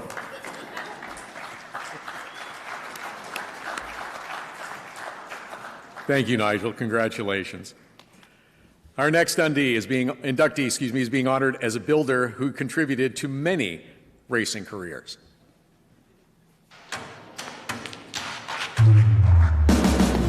Through his roles with automotive manufacturers and other companies, Michael Nye has supported Canadian racers and events for nearly 5 decades. Nye started out with Rothmans Canada from 1976 to 1986, sourcing sponsorship for teams in CASCAR, the Canadian Grand Prix, and Paris to Dakar Rally. And there the flag given, and the Jaguar leads into the first turn. He helped bring the first international World Sports Car Championship event to Canada at Motorsport, and coordinated activities and promotional events for the Rothmans Porsche World Sports Car entry. Nye worked at Porsche Canada from 1986 to 1989. During his time with both companies, he helped develop the Rothmans Porsche series for Porsche 944 cars. He coordinated sponsorship support for an all-Canadian entry at Le Mans in 1986 and developed the National Porsche Turbo Cup Series in 1987.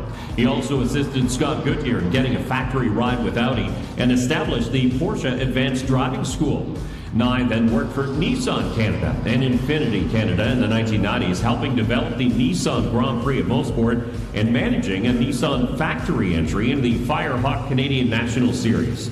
A president of Ferrari Quebec and the Circuit Mont-Tremblant from 1999 to 2005, he oversaw the rebuilding of the track and achieved sanctioning with the FIA. Nye continued to support racing as president of Pace Motorsports Incorporated. From 2009 to 2023, he helped develop a TV series for the Canadian Touring Car Championship, built an automotive training and activation company for high-performance driving events, and executed corporate media events and product launches for a wide variety of automotive manufacturers in this role. Please welcome Michael Nye into the Builder category of the Canadian Motorsport Hall of Fame.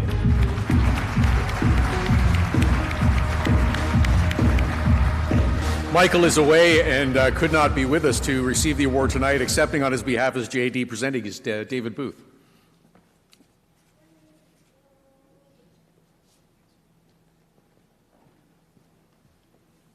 So many of you know David Booth as a big motorcycle guy, and so I think the snow really scared him today. So it's just me. As mentioned, my dad certainly passes on his enormous thanks. He and my mother are actually on a trip of a lifetime at the moment. I think they are somewhere near South Africa right now. So travel back was a little bit prohibitive for him. It didn't stop him from quickly looking up Cape Town to Toronto flights. But I think, rightfully so, after giving up every one of her weekends from about 1984 through the year 2000, my mom just said, no, we're not doing it. So in trying to decide what I wanted to talk about tonight, I went through a couple of workshop sessions with my very much non-motorsport wife. And it was interesting kind of thought experiment in that I would get through about half of every story where I noticed the look of like total incredulity on her face. And I would have to stop and say, oh, no, look, they don't let you do that anymore. You're not, that's not a thing anymore. So in fairness, instead of kind of doubling down on those stories, what I thought I would do instead is offer up a bit of a public service announcement. Because unbeknownst to the Canadian Motorsport Hall of Fame, by inducting my father here tonight, you're also inducting a gentleman by the name of Antonio Bianco from Milan, Italy. Now, Peter, I can sense some nervousness and some confusion, so allow me to explain. So, back in the 1980s, wherever we were traveling around, whether it was Mosport or Shannonville or certainly at Le Circuit, my dad would always have like a full set of race gear with him. Now, note he is being nominated or inducted as a builder. He was not a race car driver. But he still had all the gear with him, and I assume he brought his suit, the helmet, the boots, the gloves, just on the off chance, like Derek Bell was sick one day, or Hans Stuck missed his flight. And then like Jackie Ickx would have to run around Porsche Park saying like, is there someone from brand marketing that could jump in and drive with me this weekend? Fortunately for all involved, that never happened. But what did happen on occasion, especially at Le Circuit Mont-Tremblant, was the Jim Russell Race School at the time would be part of most race weekends. They were on the bill, and they were kind of an official race, one of the kind of the support cards. And so at the time, it was an amazing opportunity for young Quebecois drivers to get into a car and really get to feel what a race weekend was like. So they had practice sessions, qualifying, and a proper race on Sunday. And on occasion, there would be an extra car, a seat available, and that sometimes would go to my dad. So, not wanting his bosses at either Rothmans or Porsche or Nissan to find out that he was spending his work weekends playing race car driver, he entered those races as Antonio Bianco from Milan, Italy.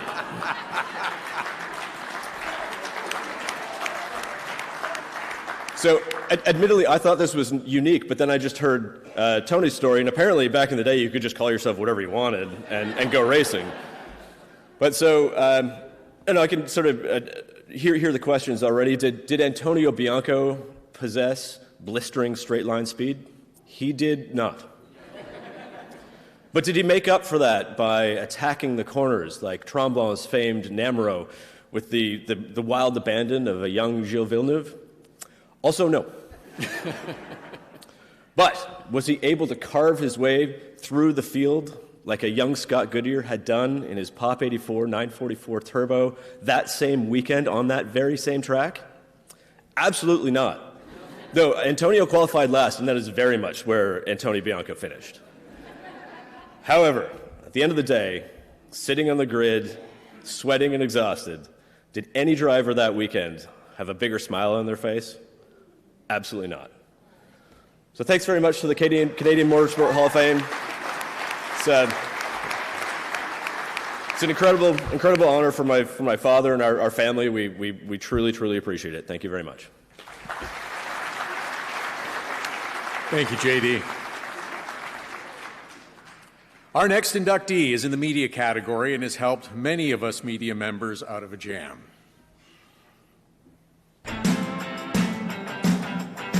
Through decades of media relations and marketing experience, Jerry Priddle helped promote some of Canada's most notable racing events, series, and drivers.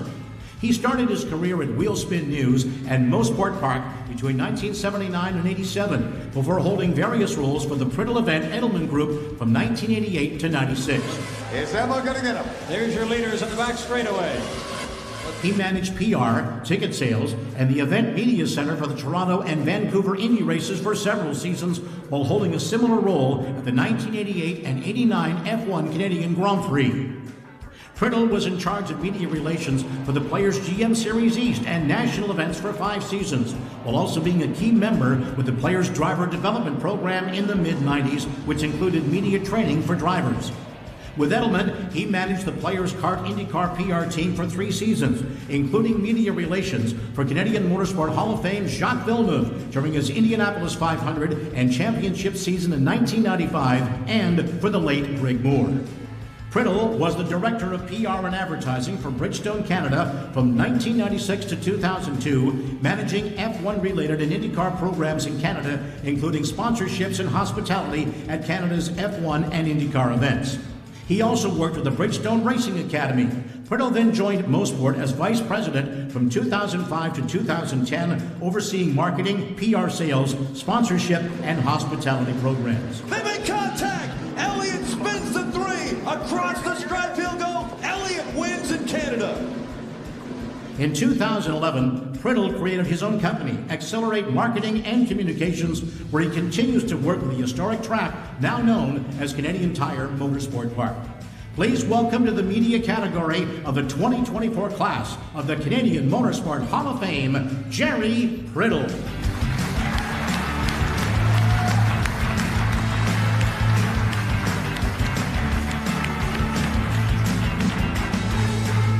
Joining Jerry on stage to present his medallion is his son, Ryan Priddle.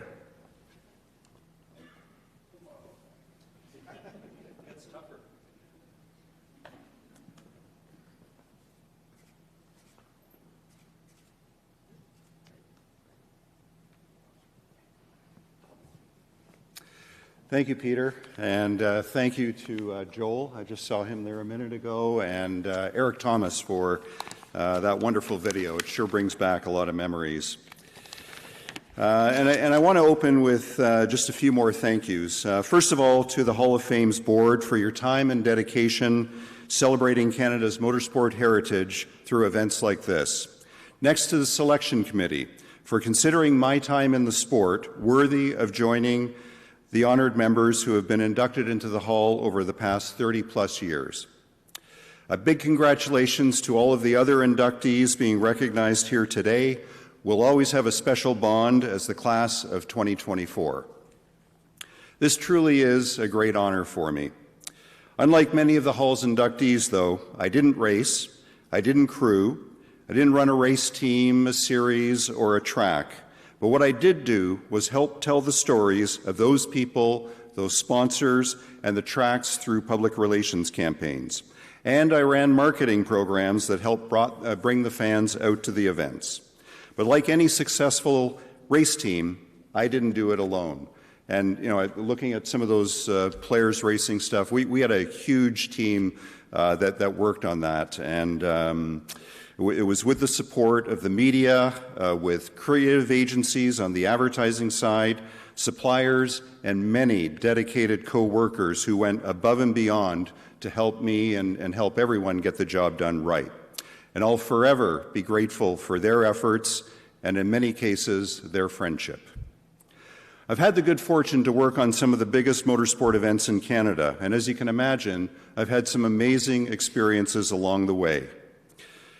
I've had Hollywood legend Paul Newman apologize to me for not having a media pass and asking permission to enter the Motorsport Media Center so he could watch his driver qualify in Can-Am racing. Now that's a classy guy. Back in 1983, when Michael Andretti was competing in the Atlantic Series at Motorsport, I drove him around Buffalo for a media tour in, now get this, a green 1974 Dodge Dart with a rusted fender on the front. The Motorsport Company car that I was supposed to get for that media tour fell through, so I had to use my personal car. I was 22 years old at the time, and that was the first car that I ever owned. I was really nervous about how he'd react when I went to pick him up, but he was cool about it, we had a good laugh, and he rocked the media interviews that day. It was a big success. Although, I gotta say, our departures from Buffalo couldn't have been more different. He flew home to Nazareth in the beautiful, sleek Andretti jet, while I drove back to Toronto in my Dodge Dart, hoping that the fender wasn't going to fall off.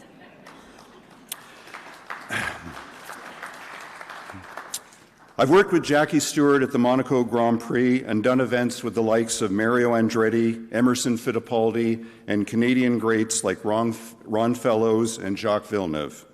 One of my most cherished memories of all, though, is working with Greg Moore during his Indy Lights Championship and IndyCar rookie seasons. He was so talented on the track and so good with the media. Greg was simply one of a kind.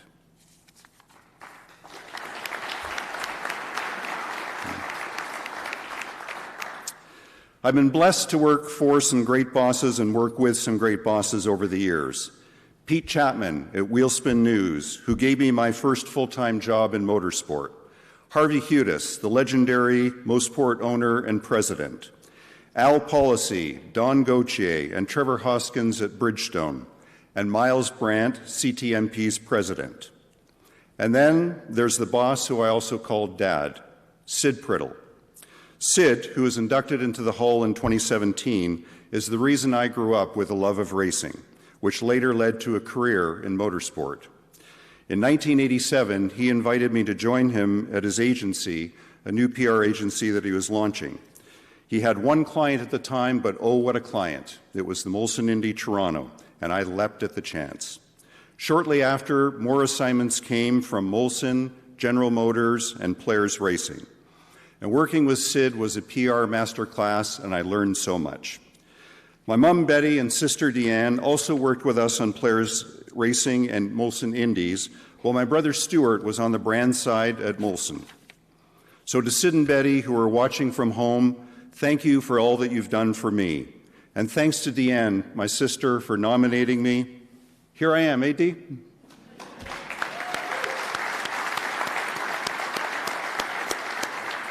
Now, this Priddle family affair with racing has continued with my wife, Donna, and my 3 children, Kevin, Rebecca, and Ryan, who have all worked with me at some point on motorsport projects.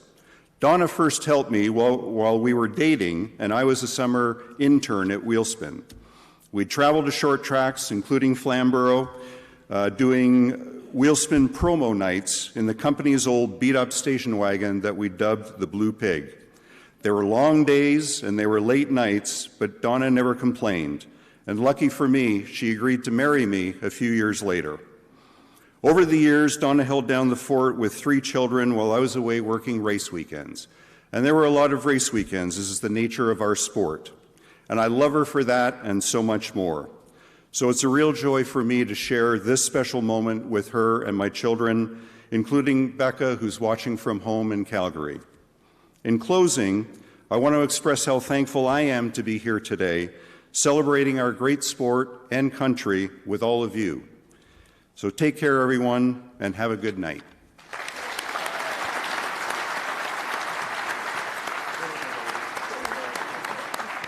Thank you, Jerry. Congratulations.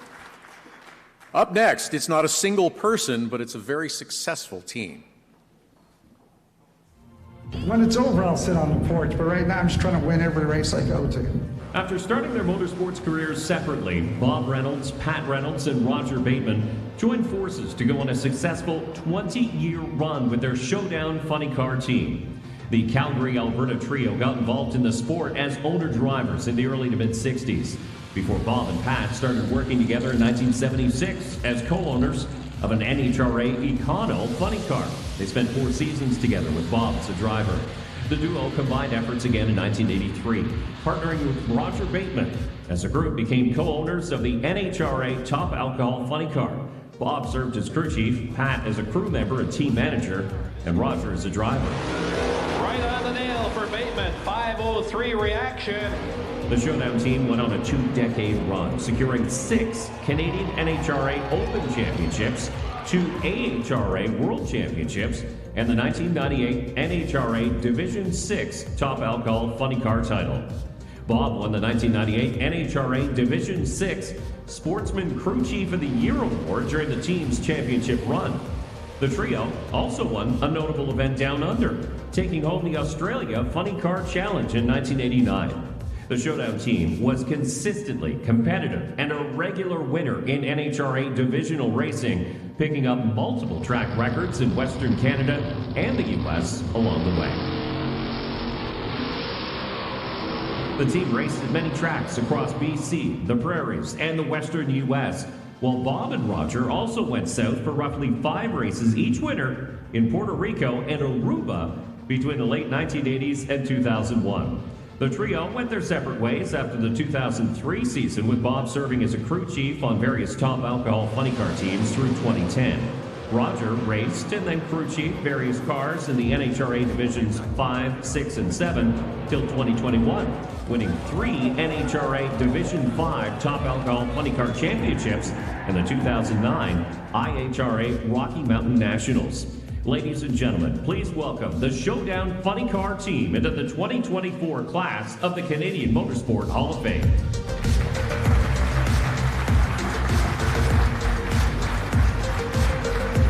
Presenting the medallions for Roger Bateman, Bob Reynolds, and Pat Reynolds is Bob Alberton. Pat Reynolds is going to accept for herself, and Roger Bateman and Sherry Reynolds will accept for Bob Reynolds.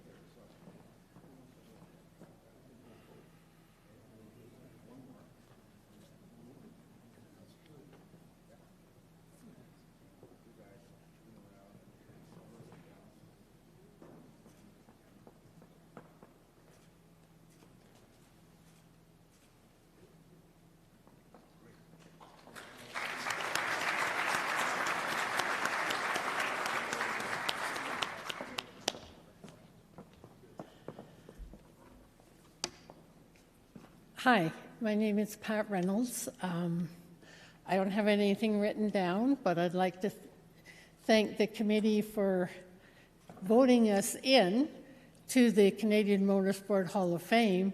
We are from Calgary. We were a Calgary-based team. We raced all over the U.S. and Western Canada and Australia, as you saw on that. Roger Bateman was the driver and owner. Unfortunately, he couldn't make it here. My husband, Bob Reynolds, was the crew chief. Unfortunately, he passed away in 2021, so he can't be here, but our daughter, Sherry, is accepting on his behalf. And then, of course, I'm inducted, and like I say, my name's Pat. What can I say?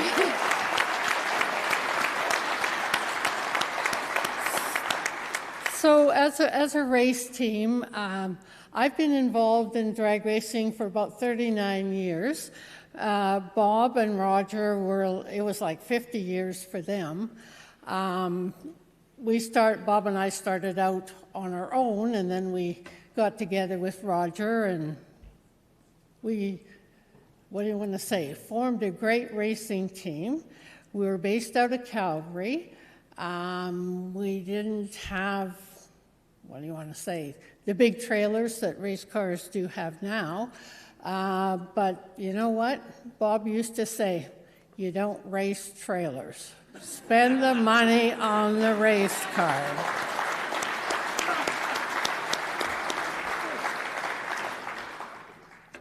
And that is true. I got involved in drag racing. You want something funny? I don't know if there's any oval stock racers here, so I don't want to embarrass you, but after Bob and I got married in 1965, we went to an oval track in Calgary just to look to see what it was like, and we thought, gee, that's not too bad. And prior to that, we'd been doing bracket racing and stuff, but let's give it a try and see. So we went to look, and okay, they were still racing. We thought, well, let's go down in the pits and see what it looks like. So the races were still on, but we went to go down there, and we got stopped. It was just Bob and myself, and basically what they said was, sorry, no women allowed in the pits.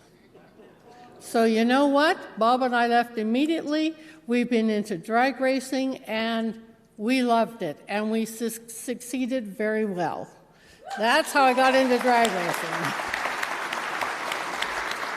So, we were always a pretty small crew. It was just Bob, Roger, and I. The odd time we'd have friends that would help us, which was nice. Blake Gifford, Sean Brown, John Doyle, Tom Mahedon, family, friends I can't remember, but we were very lucky the last 5 or so years that we raced Showdown. Bill and Shirlene Moore joined our team, and boy, that sure took the load off of all of us, because now we were a team of 5 instead of just 3. But we did a lot of things in Australia. It was great, and we were invited there in 1989. We raced. Our car was shipped from Vancouver in 1988, and we raced in January, February of 89.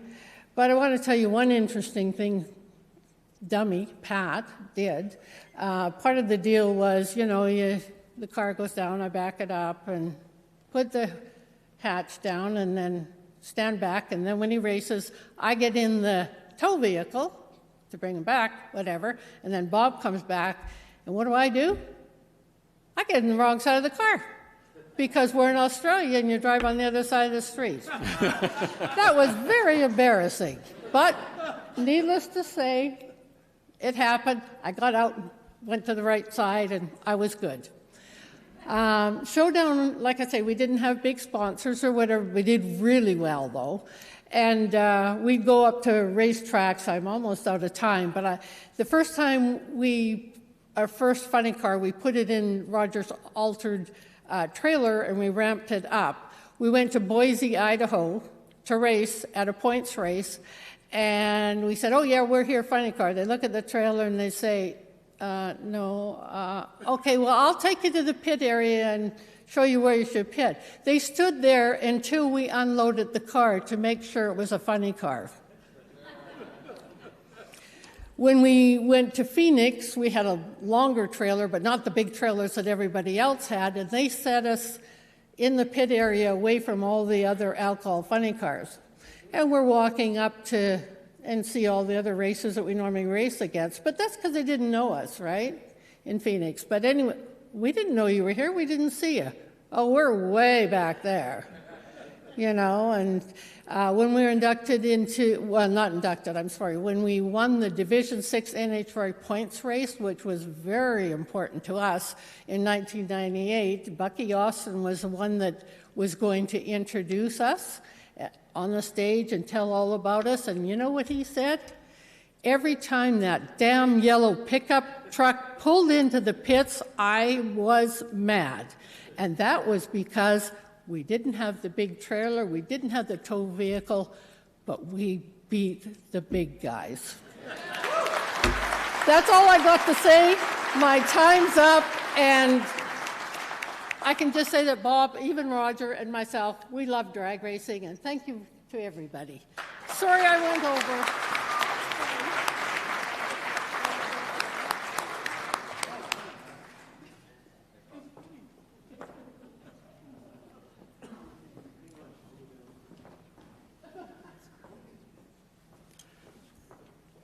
One more inductee to get to. He was a key contributor to multiple NASCAR championships.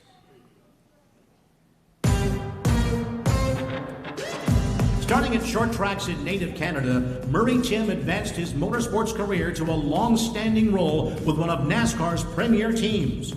The Waterloo, Ontario resident started racing hobby cars and modifieds in southern Ontario in the 1980s, where he spent 9 seasons behind the wheel. He also worked at Star Racing Engines from 1986 to 93.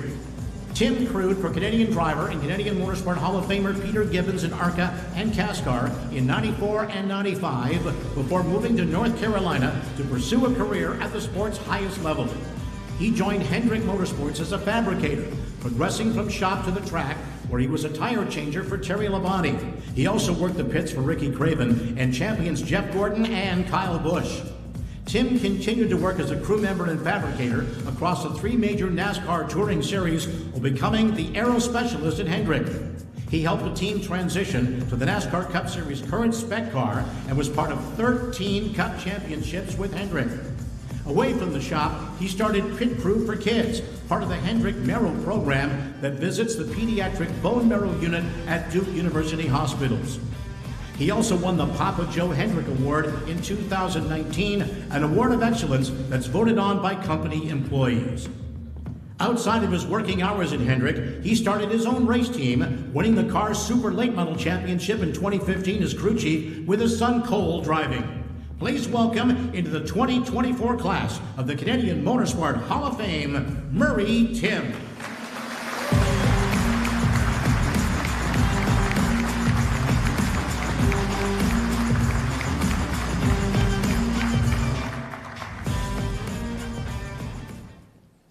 Joining Murray on stage to present his Hall of Fame medallion is John Fletcher.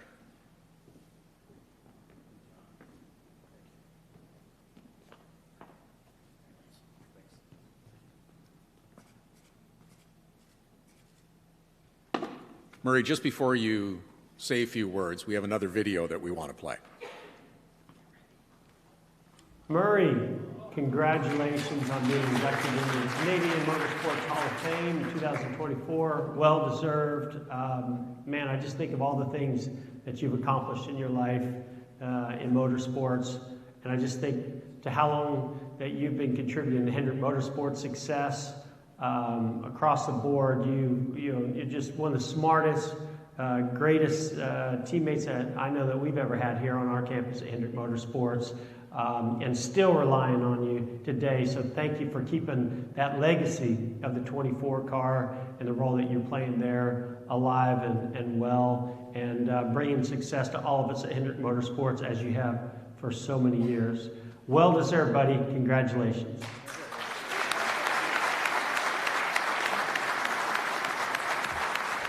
Well, I don't know how to back that up, but I just want to thank the Canadian Motorsports Hall of Fame for the induction. I'd also like to thank John Fletcher for nominating me. John's been a longtime friend of mine with the hobby club. I know we spent at least a few nights spending all night in his shop fixing my car after I knocked the clip off of it, but I appreciate our friendship, John. Thank you. I'm from Kitchener-Waterloo, Ontario. Had a small family. My parents, my sisters, unfortunately, my parents are no longer here, but they would be very proud of this moment. My dad had an engine shop. My mom was a stay-at-home mom. My dad taught me everything I know about building a motor. So after school, I'd hop my bicycle, and I'd drive right over to his shop. I'd start cleaning parts until he taught me how to, assemble motors, build motors, machine. Then I joined the hobby club I was probably 16 years old. I decided to take the leap. I quit school and got a full-time job so I could afford racing, and this is what paved the road for the rest of my career.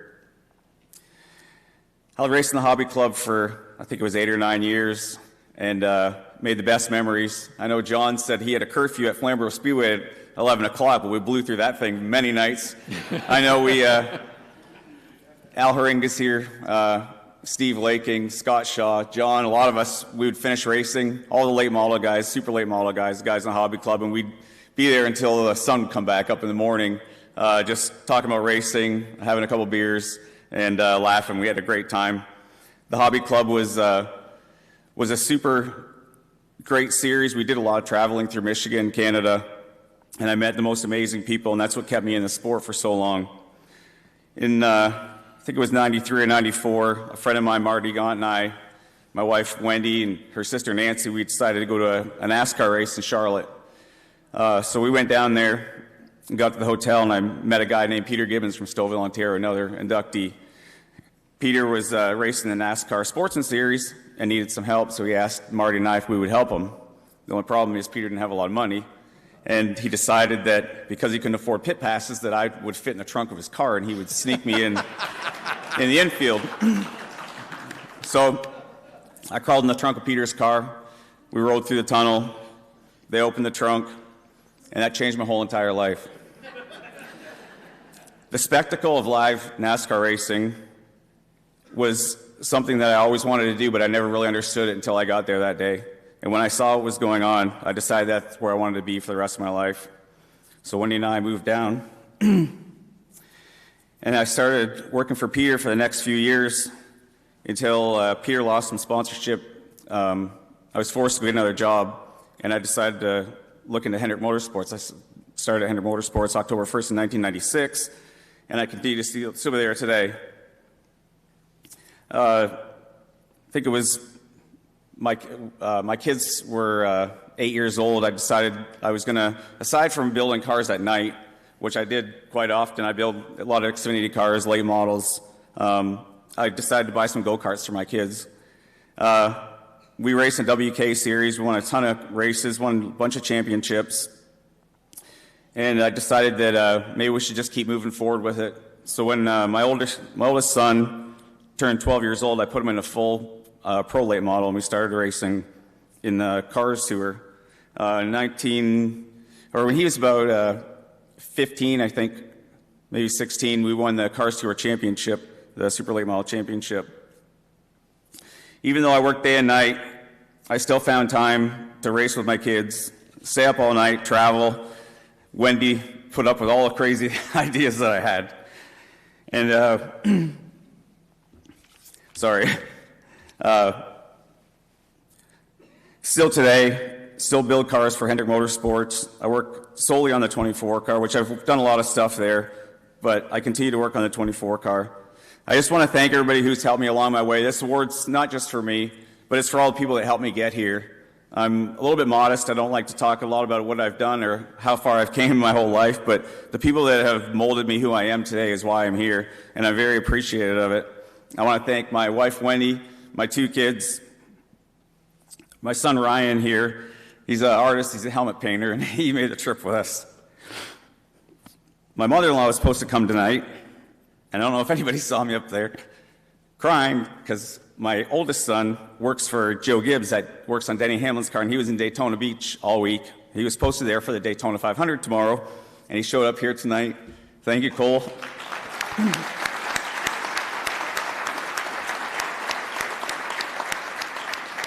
Thank you guys for spending the time to come up here so I could celebrate this award.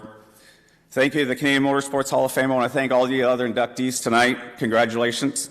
I want to thank John and Haley for coming, and his sisters, Valerie, Scott Shaw, my oldest sister, Leslie, my main mechanic and lifetime friend, Tony, Questa, and Lisa, Steve Laking, Nancy, Phil, and Ann. I also want to thank Dan Hallman and Craig Fletcher. They were mechanics of mine while I raced.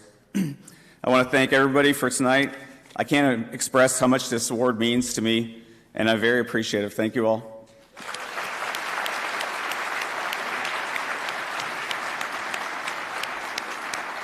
Congratulations, Murray. Thanks, John.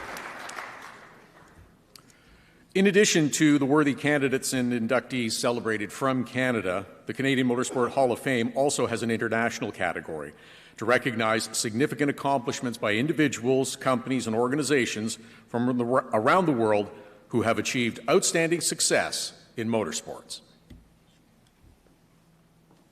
Well, it's an exciting feeling to win, especially at my age, and for here in America, but all my friends are Canadians, where I won my first race in Montreal. The international inductee for the class of 2024 is a drag racing legend as one of the most successful NHRA funny car drivers of all time, John Force. The 16-time NHRA funny car champion has 157 career wins, 269 final round appearances, and holds more all-time records than any other driver in NHRA drag racing history. Force started his career at drag racing's highest level as a relative unknown, going winless during his first decade of competition.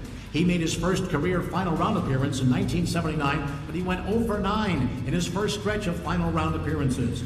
The Yorba Linda, California native finally broke through in 1987, beating Ed McCullough to record his first career NHRA victory. And that win came right here in Canada in the Molson Grand Nationals at Saint-Air, Quebec. Earning that iconic Wally trophy as an NHRA race winner, his Canadian triumph was the start of a dominant stretch.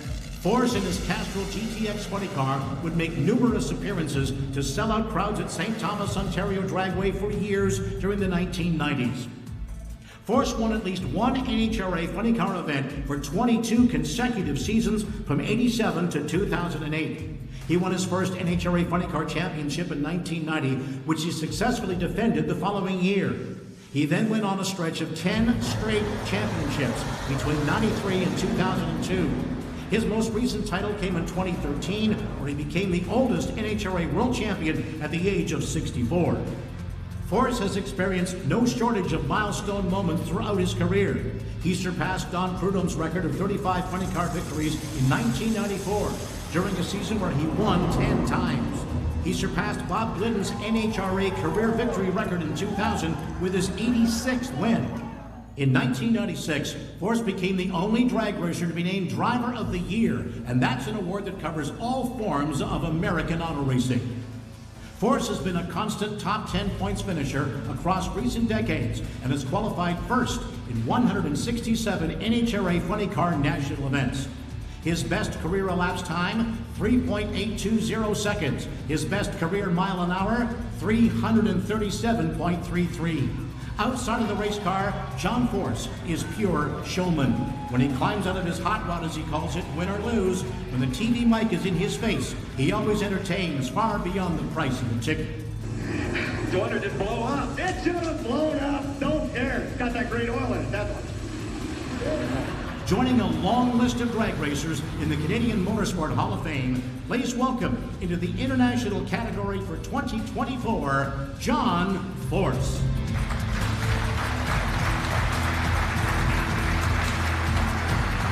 Unfortunately, John could not be with us tonight. He is very proud of this honor and wanted to send a video message.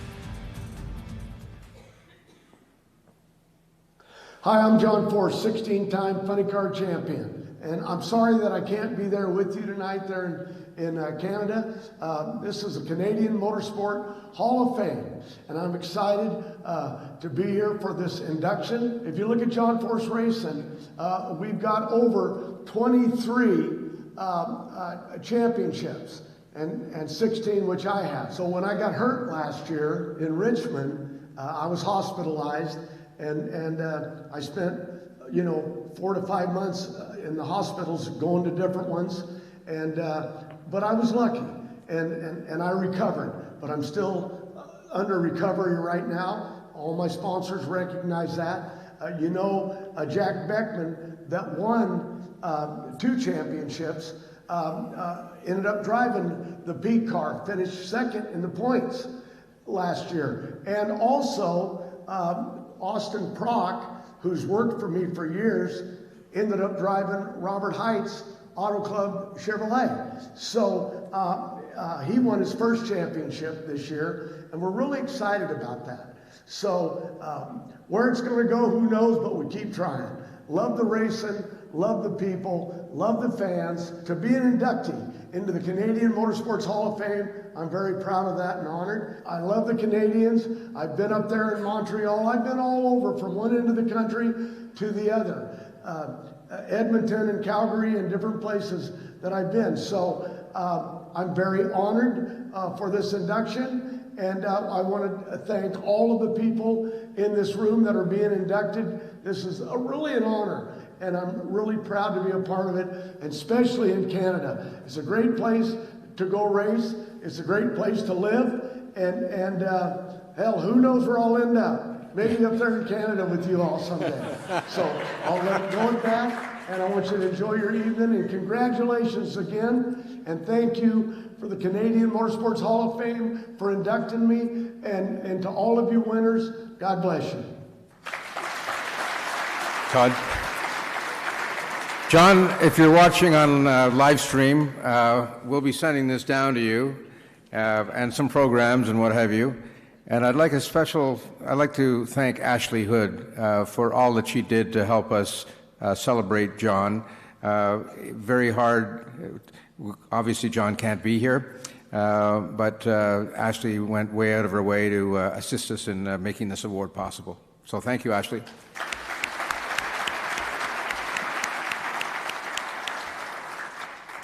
Along with the new class of inductees each year, the Hall of Fame will recognize deserving young talent in motorsports to assist them in furthering their career.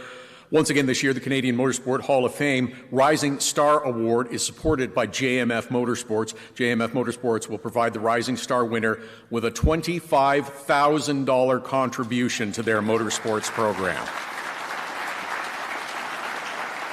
Please welcome John Farrell from JMF Motorsports to present this year's award to Kyle Steckley.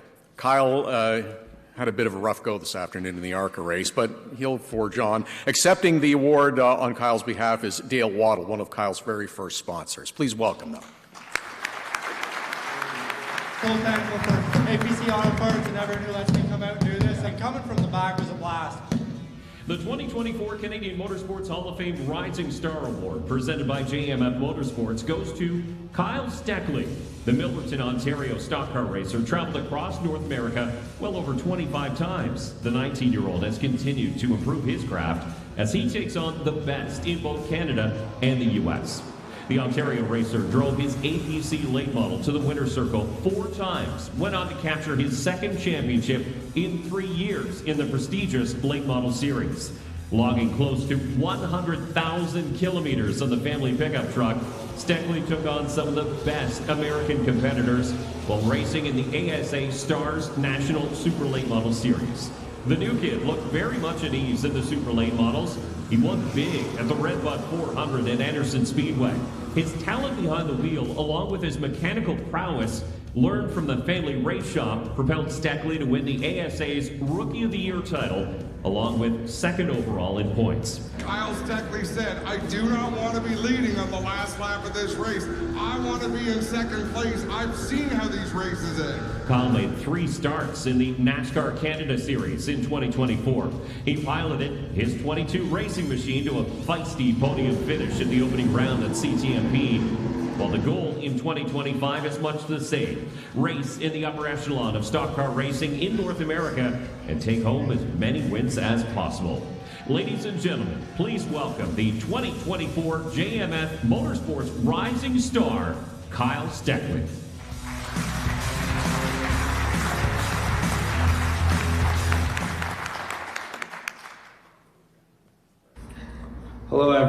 Unfortunately, I am unable to be in attendance tonight as I am in Daytona racing in the ARCA 200.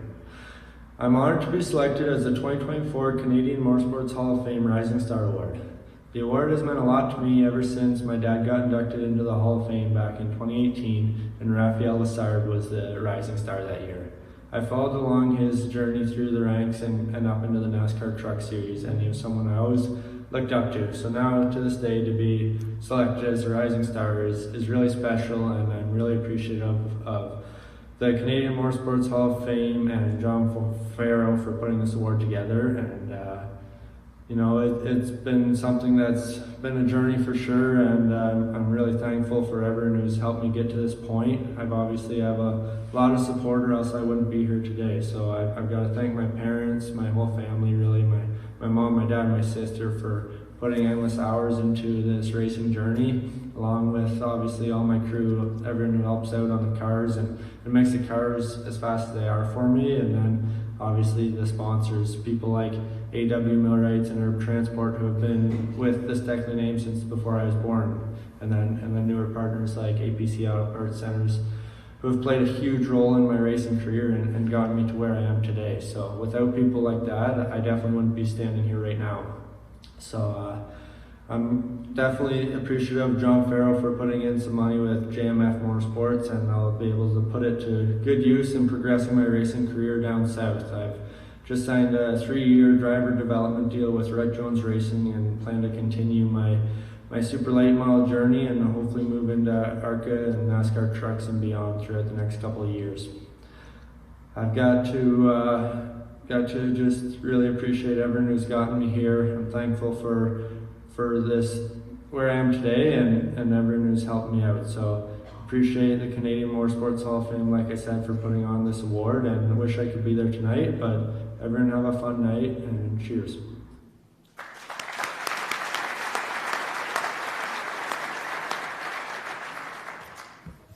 Thank you. When I started JMF Motorsports, I had one goal in mind: to support young Canadian athletes, young Canadian drivers who have the necessary skills, but however, they do not have the funding to do it properly. I have been successful in life. I've been extremely successful in business. And my mentor, my father, who taught me everything about business and life, always said to us, when you've been blessed and you're successful, you have to give back to something that you truly love. And I truly love motorsports. So I took a leap of faith 4 years ago and started with one car. And this year we will be fielding 5 cars in SRO. Plus it'll be our second year of our JMF Motorsports karting team.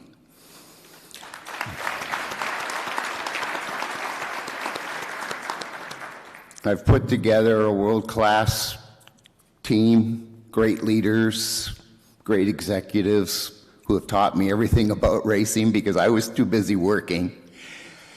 And we're just about to jump into our 25th season, and it is really an honor and a privilege. And I had a great conversation with Kyle the other day. He's an outstanding young man, and everyone should be very, very proud of him. So in closing, I want to thank everybody. Peter, Todd, thank you. Have a wonderful evening, and watch us on YouTube.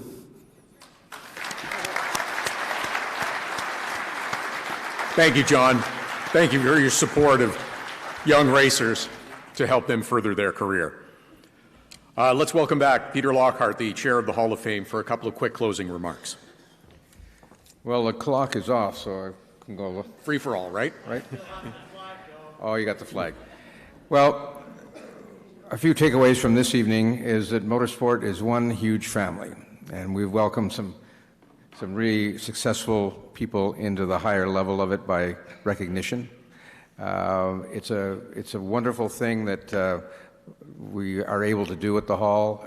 It's joyful to see the response from inductees, their stories, brings back their whole career of friends and family and teammates, and it's just wonderful. So I'd really like to thank Todd for doing a fantastic job tonight.